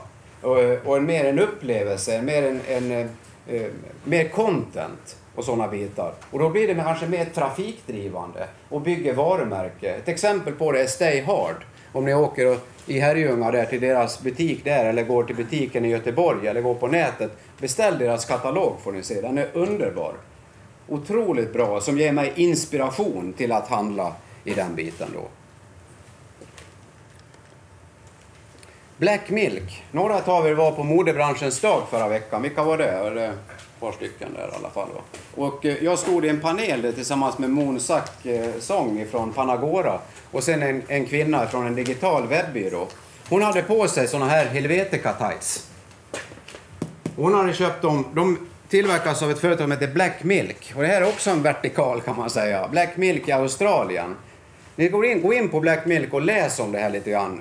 Om det här företaget. En kvinna då som inte hade några pengar någonting. Köpte en begagnad symaskin. Kunde inte sy överhuvudtaget. Men började sätta ihop. Köpte tyg på metervara. Och började sätta ihop det här med lyckra och alltihopa. Och de här materialen som finns i baddräkter och tights och sådana bitar. Och började sälja det här till sina vänner. Och sen började det här sprida sig då. Från mun till mun hela tiden. Och blev större och större. Och idag har de 350 000 fans på Facebook exempelvis då. Och jobbar också då med hela det här bildspråket här som ni ser. Det är hur mycket bilder som helst. Det är Pinterest och det är Facebook och det är Twitter och Instagram och vad det nu är för någonting. Men en liten rolig grej är också det här med, ni ser där uppe så står det museum. Så det är allting som inte finns i lager, alltså som är slut, det finns på museet. Så där kan ni titta på bilder på alltihopa det här. Och det öppnar ju naturligtvis upp också för en ganska intressant andrahandsmarknad. Och en vintage-marknad och de här konstiga grejerna som de har på sig här. Tycker jag är konstigt i alla fall. Men jag kanske inte skulle sätta på mig det. Men ni kanske skulle. Det är tacksamma för. Ja, Så det här tycker jag var ett bra exempel på med Black Milk Clothing, hur de jobbar då med sociala medier. Och hon hade ägnat nästan en timme åt att kolla igenom det här innan hon köpte de här Helvetica tightsen då. Vilket jag tyckte var ganska snygga. Och då börjar man ju fundera på hur som retailkedja, hur ska man jobba med det här då? Ja, här är också en liten enkel modell som jag hittade på Business Insider när det gäller pre-tail och retail och post-tail. Där man då måste jobba även med de här sociala kanalerna både före och efter hela tiden då. Och försöka få ihop sin affär.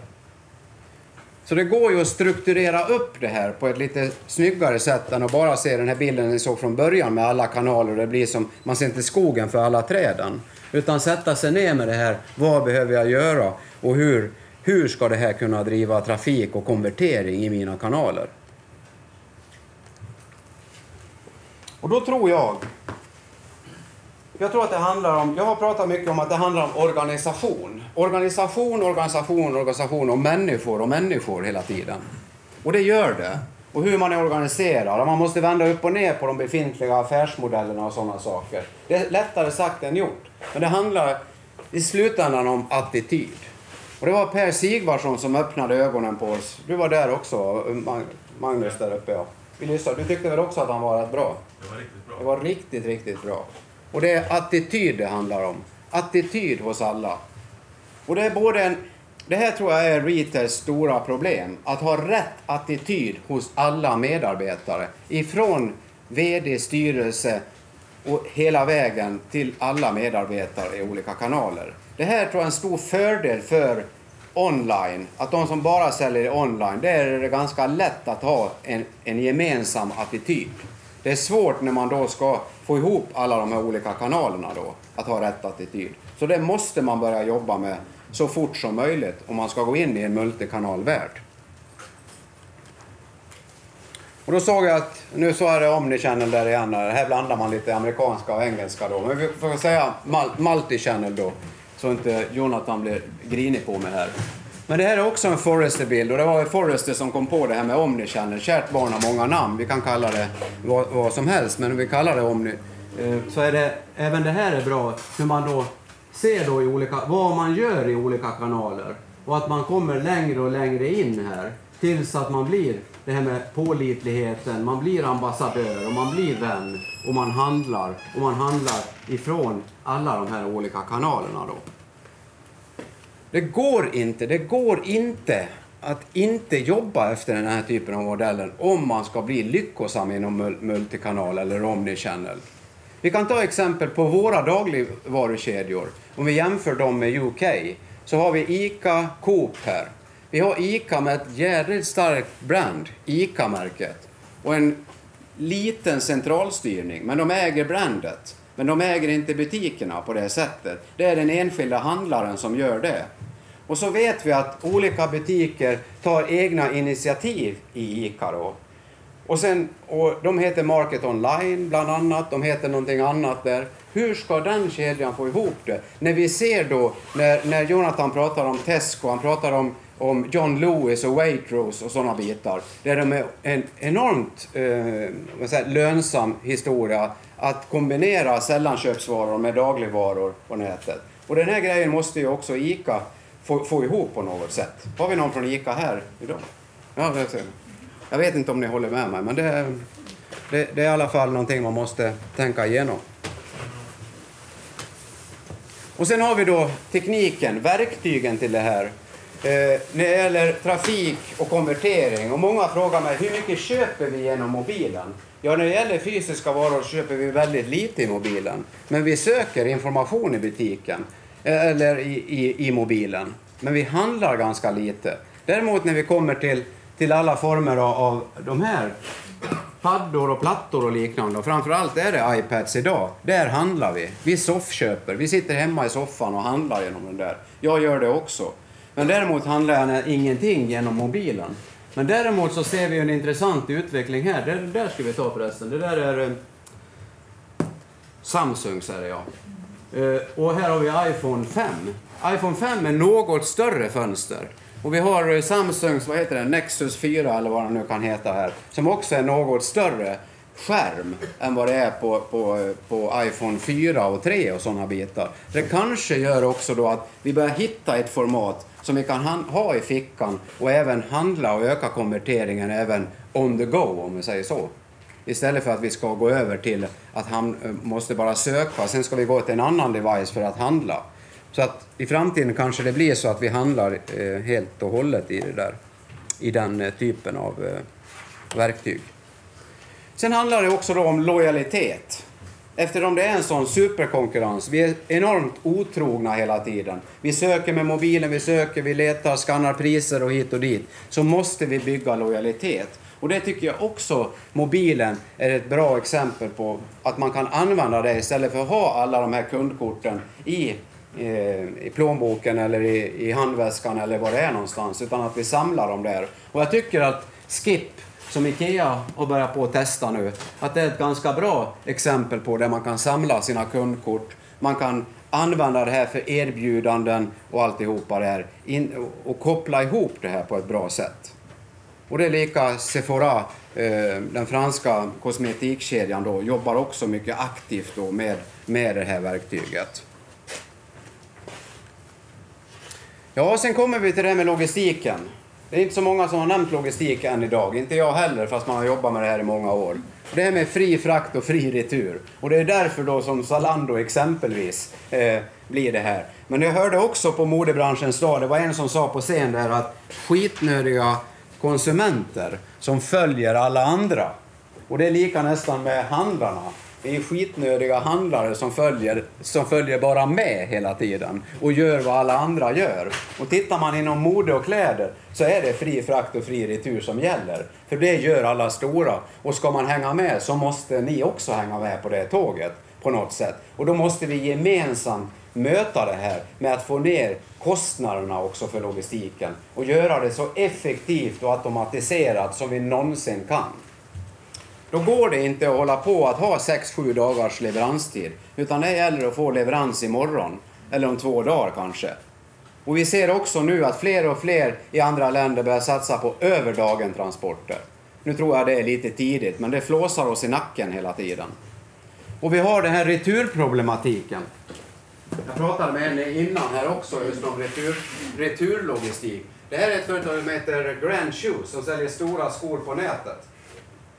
Han ringde till mig och pratade om hur 17 ska vi bära oss åt när kunden beställer 5 par på nätet med fri retur och skickar tillbaka 3 i originalkartongen och sätter tejp på. Tror ni att Fredrik Hammarkvist kan sälja det där igen nästa gång? Helt omöjligt.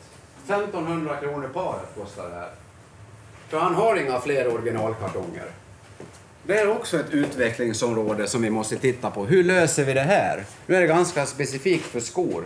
Men ni kan tänka er hur många par skor Spartoo och Brand och så alla de här säljer per år. Det är rätt många och då blir det här mycket pengar. Och jag har också här ett färskt exempel på hur man inte ska göra. Jag har beställt 2 par skor från Peddiwear. Och jag ville ha nya skor till distanshandelsdagen imorgon. För jag brukar alltid köpa någonting nytt när jag ska till Borås. För då vill man vara fin.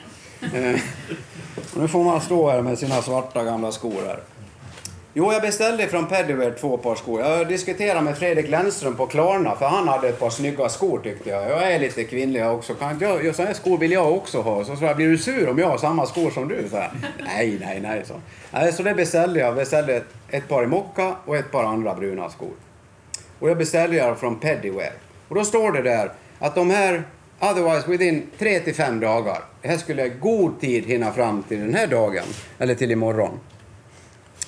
Här har vi orderbekräftelsen på de här 2. Var jag bor någonstans och alltihopa det här. Och vad jag har beställt. Ja, jättebra. Det här var det är 13 dagar sedan nu. Det är 13 dagar sedan. Det var 11 dagar där, tror jag. Nästa jag fick, det var att de här var dispatched. Okej, vad bra. Men inget mer liksom. Och vad menar de med dispatch? Har de blivit plockade eller har de bara tagit hand om orden? Eller vad har hänt? Ingen aning. Men längre ner stod det också att jag kan tracka mitt paket. Vad bra. Med Parcel Force. Och då ser vi vad som händer där. In progress. Okej, tack för den. Här ser vi bara en sån här liten grej, hur jädra viktigt det är att tänka också på logistiken. För det är i detaljerna det sitter. Vi ser också Konrad Elektronik, som var en som pratade om hur jädra duktiga de var på det här med konvertering och sådana saker. Så jag började titta på deras sida. Då skriver de postorderpaket. De kör både med posten och UPS. 48 timmar med UPS står det. Jättebra. Det är snabbt och så kostar det 69 kronor. Sen stod det posten. Då stod det inte posten, det stod postorderpaket.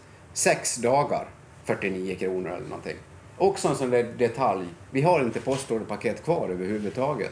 Och det får en fel syn på vad vi kan leverera. Så man börjar prata med Konrad om hur vill vi ha våra paket och hur brukar vi få våra paket. Om det nu är Schenker eller DHL eller posten. Så logistiken i sin enkelhet, liten grej men väldigt viktig. Och sen satt jag och funderade på min kammare då, vad ska man sammanfatta det här med då? Vad är viktigt att tänka på? Ja, logistiken är viktig, man kan liksom inte komma ifrån det. Och attityderna är också superviktiga. Och då också det här med att agera lika i alla kanalerna. För att skapa den här lojaliteten hos kunderna så måste vi agera lika i alla kanalerna så att vi känner igen oss. För det är då vi kan minska otroheten lite grann också på det sättet. Sen var det en massa andra råd som också Jonathan gav här, men att det här är några till då. Och så avslutningsbilden. Den där. Alltså en njutningsfull shoppingupplevelse. Som gamla handelsmannen där, var får det lov att vara? Det är jag som ung, håller på att säga. Nästan. Tack så mycket.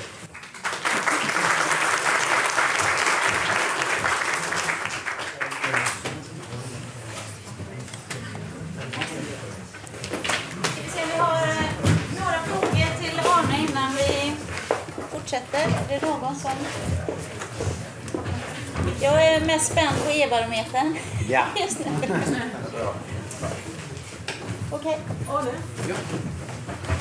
Oj. Ett par smartphone-lampor, för du ska ju ändå kolla i mobilen innan du kör. Stort tack. Tack så mycket. Tackar. Okay. Thank you very much. Now to something completely different, but still in the retail sector. I'm very happy that we will have the next speaker, Carl Berge, who has a Berge Consulting, who will upload his presentation. Because the retail sector is still facing challenges, and it's interesting to see new solutions coming up that will make the retail environment also more efficient and as an experience. So, Okay, thank you so much for your patience. I had a bad back this week, so I woke up 4 o'clock this morning and finished everything, and then I missed the cable, so I'm sorry. I'm very thankful for being invited to this presentation and hearing all these experts presenting all the nice buzzwords and what we can do. And there is a lot we can do, and we should think different. I'm going to try to give a different perspective. It's my company, Berge Consulting, is a automotive design company transforming to a product design company, and now we also do fashion. And this background is a little bit different from most of you other guys, but if we design a sports car that do 400 kilometers per hour, or if we do a jacket for sail racing, it's basically the same creative process. And there is digital possibilities to explore that are new and up there for the grab. So we should see how we can explore design thinking in for marketing. And I'm going to show you some examples. This is some of the other customers we work with. It's going to go quickly, and at the end we have... So we design everything from cars to buses to trucks to clothing.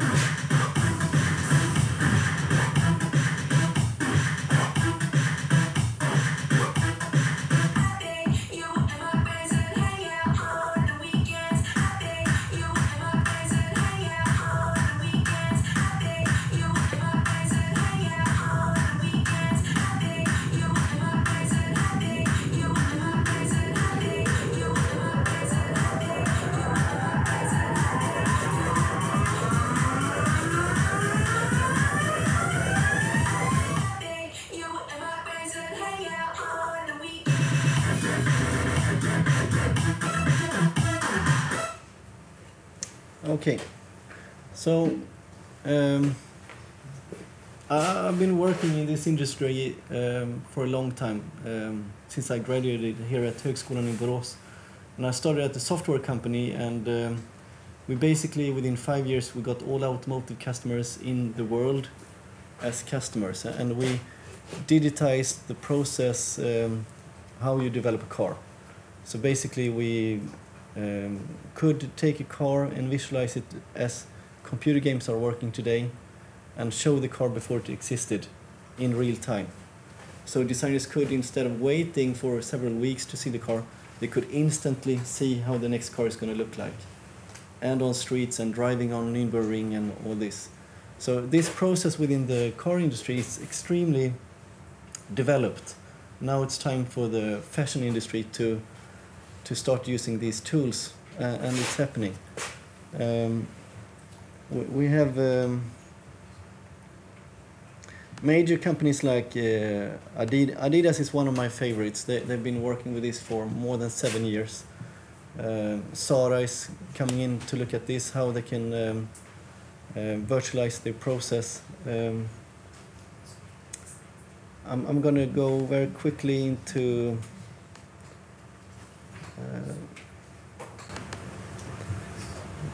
this is a very good example how you could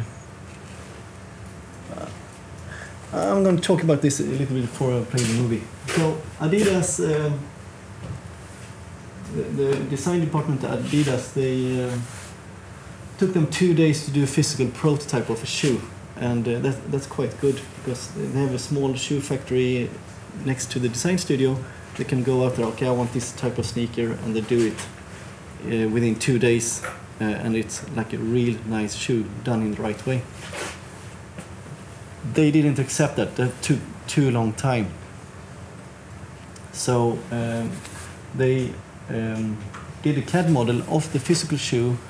They sampled physical materials and applied them to the shoes, and they used this in the design process. So you could visualize a future shoe instantly and change materials. They have digitized over 1 million materials that they checked with purchasing. So when a designer applies a material to the shoe, it's already the cost and the delivery and everything is in place. So they can develop a portfolio of different shoes very, very quickly. So they get a higher output from the design department and can choose the best concepts. The marketing department at Adidas saw this and say, okay, what can we do with this? And this is what they did. Shopping is going high-tech. German footwear maker Adidas plans to begin installing touch-sensitive shopping walls from next year. The Adiverse virtual footwear wall consists of 4 46-inch flat-screen displays and is intended for shops that can't stock the entire Adidas catalogue of over 4,000 shoes. The columns of shoes on screen can be spun around, and when a desired shoe is found, more information can be called up. Using data from 3D models of each shoe, shoppers can spin, twist, turn and enlarge computer representations of the footwear. The panel also shows the sizes that are available in store and those available for delivery. For some shoes, there's even videos, testimonials and comments from Twitter or Facebook. When a shoe is selected, it can be ordered from the screen, and a staff member will either bring it to the customer if it's in stock or ask for delivery information using a tablet PC. In addition, the system provides customer data for the stores. 2 small cameras mounted above the screen keep a constant watch on shoppers browsing the shoes and record basic information about prospective shoppers. The system was developed by Intel, which says retail is an expanding market for technology. So I think the market is expanding dramatically in the recent years. I think in the last 10 years, you've seen a lot of retailers that focus on their online. Clearly, technology works in online shopping. It's very popular. Shopping is going high-tech. Shopping is very... So the idea Adidas had was to extend the physical store into a digital store. So they have the physical shoes lined up, and it just continues. And since you have the digital, you can have all products in place in the store. And they're running this at Oxford Street for more than 1 year. And I talked to the guy working in the store. It's always good to talk to the guy actually selling these products. And it's okay, what's good and what's bad? What's bad? It's older people are a little bit worried about using the technology, and not so many. Younger audience that use the web, it's no problem. They bang, bang, bang, bang. Younger people also already know their size. So when a person that knows what size they're going to buy, and they see all these products, and Adidas can display a new Barcelona sneaker or Barcelona shoe, and they like it and they buy it instantly. Then if the shoe is in the store, they get it immediately. If it's not, they put in the address and it's delivered home. But you close the sale in the store. People come to the stores to buy, so why not close the sales when people are in the stores? It's quite basic. So Adidas didn't get here the first week, not the first year. It started at the design department. So how can we talk to a lot of clothing manufacturers, and everybody has a unique situation. I mean, in town here, Gina Tricot, for example, they have a very similar situation like Zara. It's fast fashion. So you don't have time. At Zara, for example, they produce a new pair of pants in 1 or 2 days. And then they grab the materials, they punch it to the pants, and they do the variants. So first you do some variants to the pants, and then you use material variants. So one designer can actually do like 15 pants in 2 days.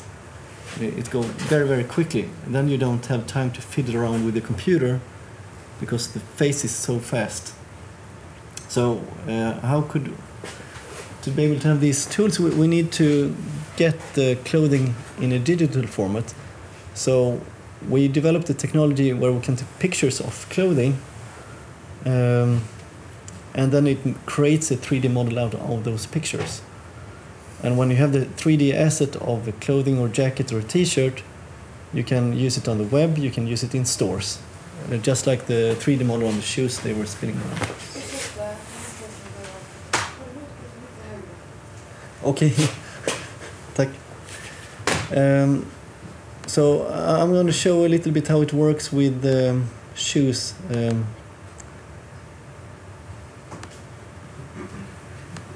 So this is an example from a design department. So I mean, this is the shoe in a 3D model. So we have a process to build. For every type of clothing, you need to understand how to build that quickly in 3D. And the result you get is a shoe model like this. This takes roughly 1 week to create the 3D model of that the first time. But when you do changes on lacing and other types of geometry, you can work faster. And we are hunting on a process to even become much, much faster. And when you have the 3D model, you put your materials down here, and then this is a web camera that scans the material. The material is applied on this geometry, so you can in real time develop a shoe concept.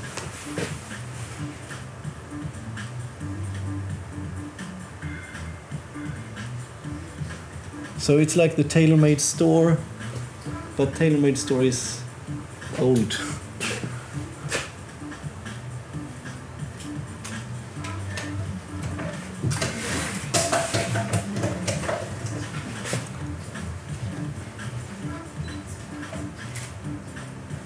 So this is also why our history from automotive design becomes important, because all the techniques and workflows and software is from automotive industry from the beginning.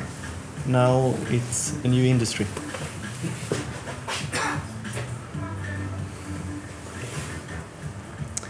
Okay, so that's it. I have another example on how you could work with shirts. Could you please speak a little bit higher? Okay, sorry. Okay.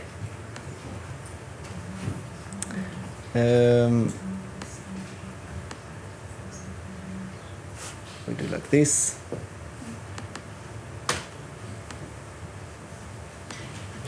Okay, this is the same scanner technique on how it works on the shirt.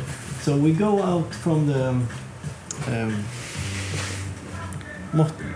what's the word on måtten för skjortan?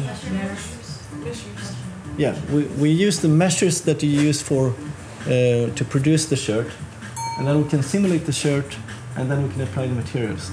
So actually, when you have the measurements and to get the 3D model of the shirt, it's just a few minutes.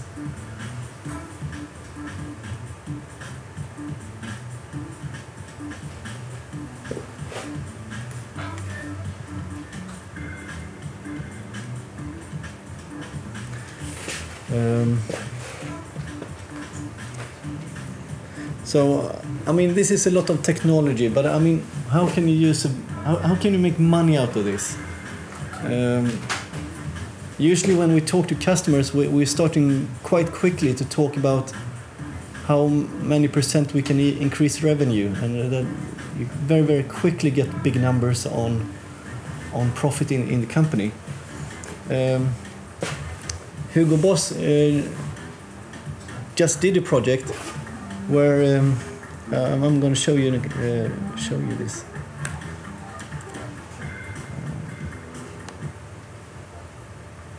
I'm going to show you this movie, and then I'm going to explain what Hugo Boss did.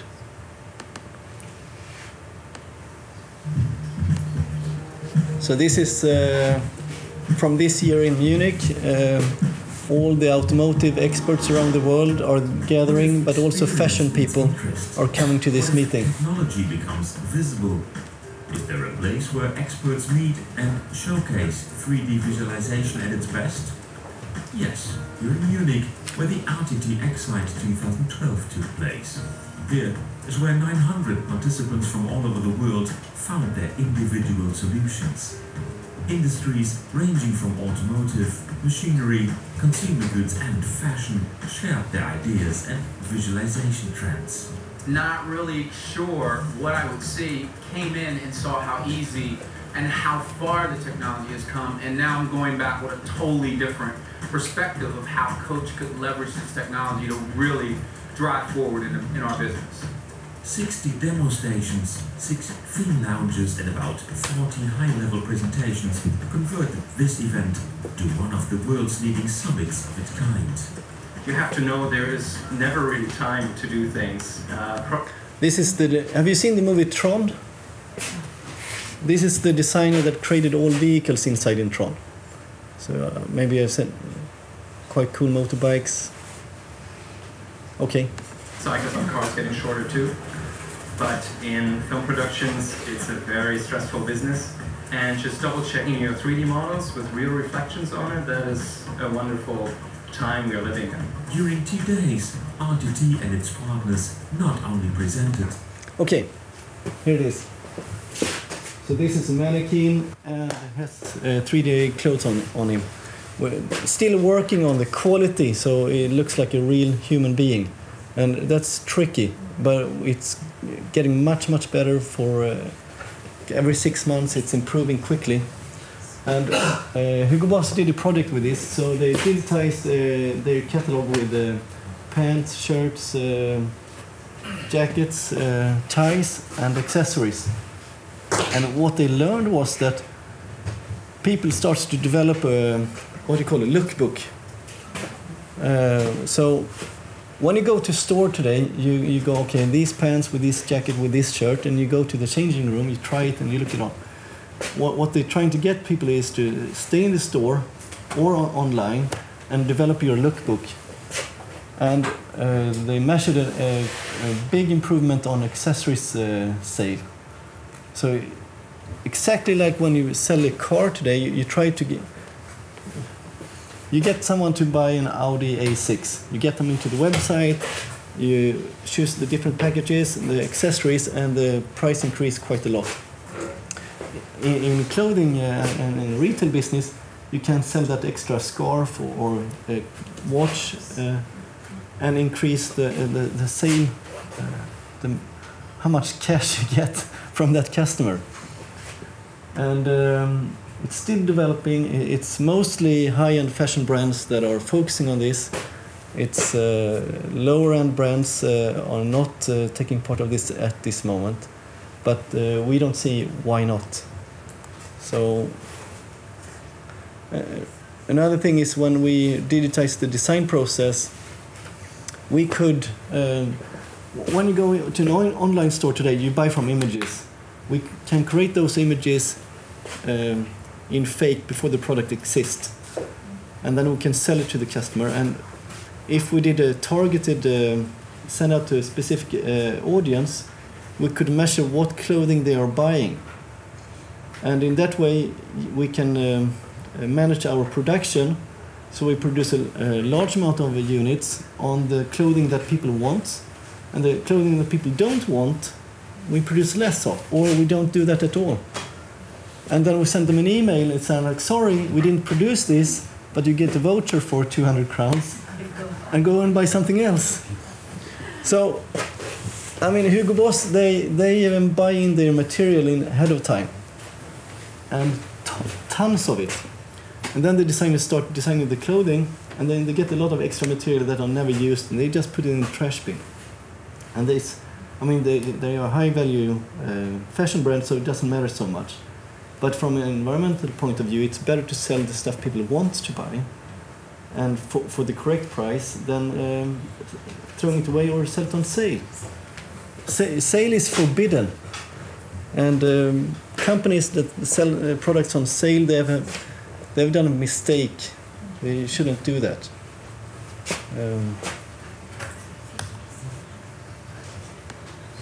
They obviously inspire us. What was impressive?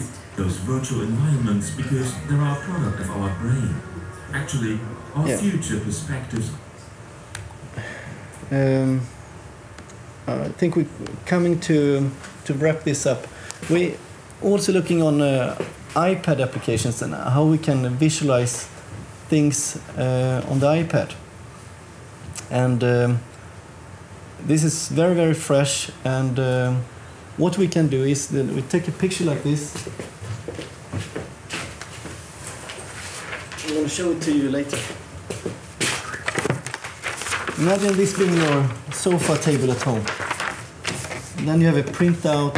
This can be any picture. So it can be a magazine or an ad. And then you take up your iPad and hold it to the picture, and then it augments the product in there.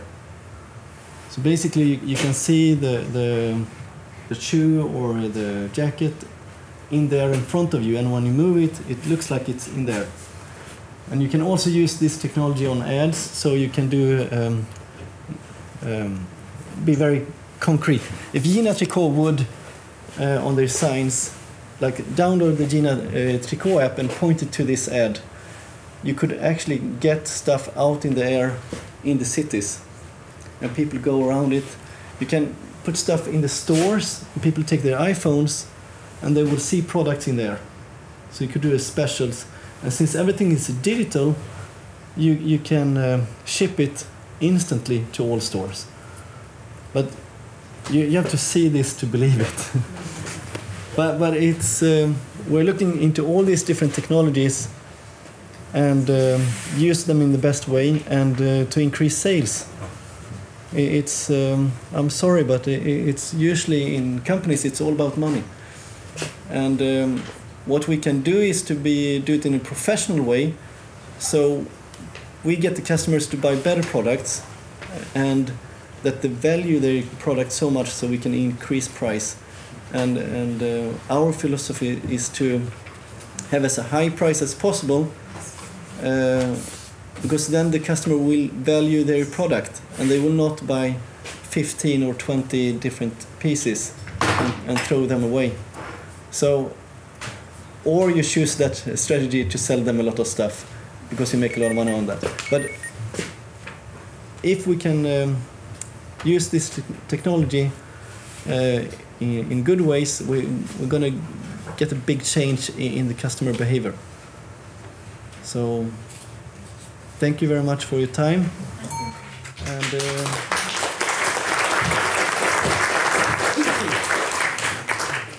so, exciting future. Are there any questions? Skulle du kunna ta det sista på svenska? Ja, den argumenterade. Jag tänkte... Den, jag får nästan visa lite här nere sen, men den,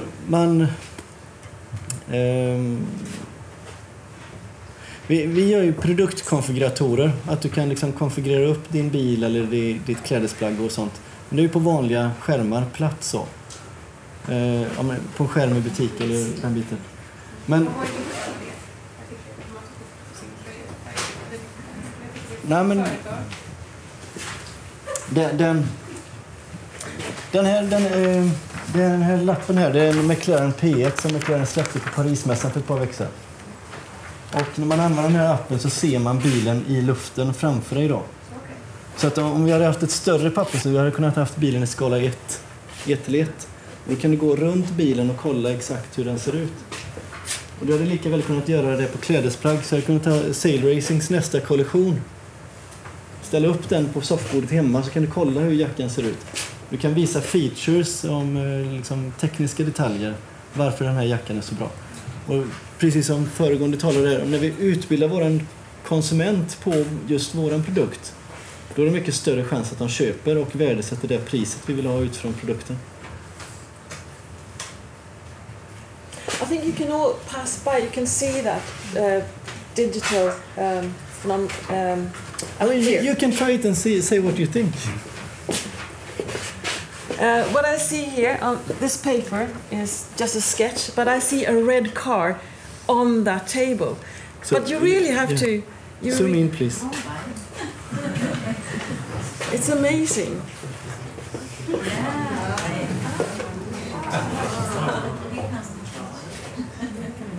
And it's amazing because you still see him and you still see the table. So, I mean, in a design phase, we could virtualize the prototype process very, very quickly. And in the marketing phase, we could sell this to the customer. Okay.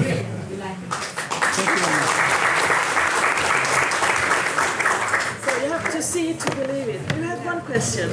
I was curious, you've worked in automotive, now you're looking at fashion. Do you see any particular limitations when you move to the apparel industry in terms of kind of what you can show virtually and what you can produce quickly and deliver? Are there differences? Yeah, I mean, there is very high... fashion is interesting because... Okay, the question is what's the differences between automotive and fashion, and which difficulties do we see? I mean, we see a lot of opportunities, of course, but the difficulty is in cloth, is how a cloth behaves on a person. It's very, very, very difficult. And today you have videos online to show that, or you touch it. And we have a very high respect for the craftsmanship and how to develop clothing in that way. And I think the best way to do it is still video. But using other techniques, you get other possibilities. So you should use each way in communicating. You should pick the best thing for each communication task. So, but cloth is very, very interesting how it behaves, and they are working on that to simulate it. And there is, for example, virtual catwalks today, where you can go from a 3D sketch model and see how a person walks with that dress. But it's still not good enough. So, but it's moving forward. The things are moving very fast. I mean, it's not long ago we had a company called Go.com. Do you remember that? Yeah. Yeah. One of the largest failure when it comes to luxury online. And it's not so long ago, and here we are today, and the concept is there. But we need technology. We know technology is always an annoying thing when it doesn't work. But it's really, I think, also what we talked about with Jonathan about the store as such. We need the store. What will happen with the cities? What will happen with the towns? So we need to think about how the store can develop as an experience, not only just selling goods. And I think the technology that you provide and that you are developing, we're working a lot with industrial designers today to develop that. So I think a lot of things will happen, and we have to think new. As Jonathan was saying, that those people sitting responsible for the real estates will have to think new about what we will do with the stores. So that's, and we are thinking a lot about when it comes to fashion innovation and fashion management, what will happen. We're very glad to show a piece of what you are doing, and here you have some physical products. They're real. You can use iPhone for your smartphone, so you can use them on. Perfect. Yes. Thank you. Thank you for coming. Thank you for coming, and please continue the discussion downstairs and grab your lunch and enjoy it. And thank you very much for coming.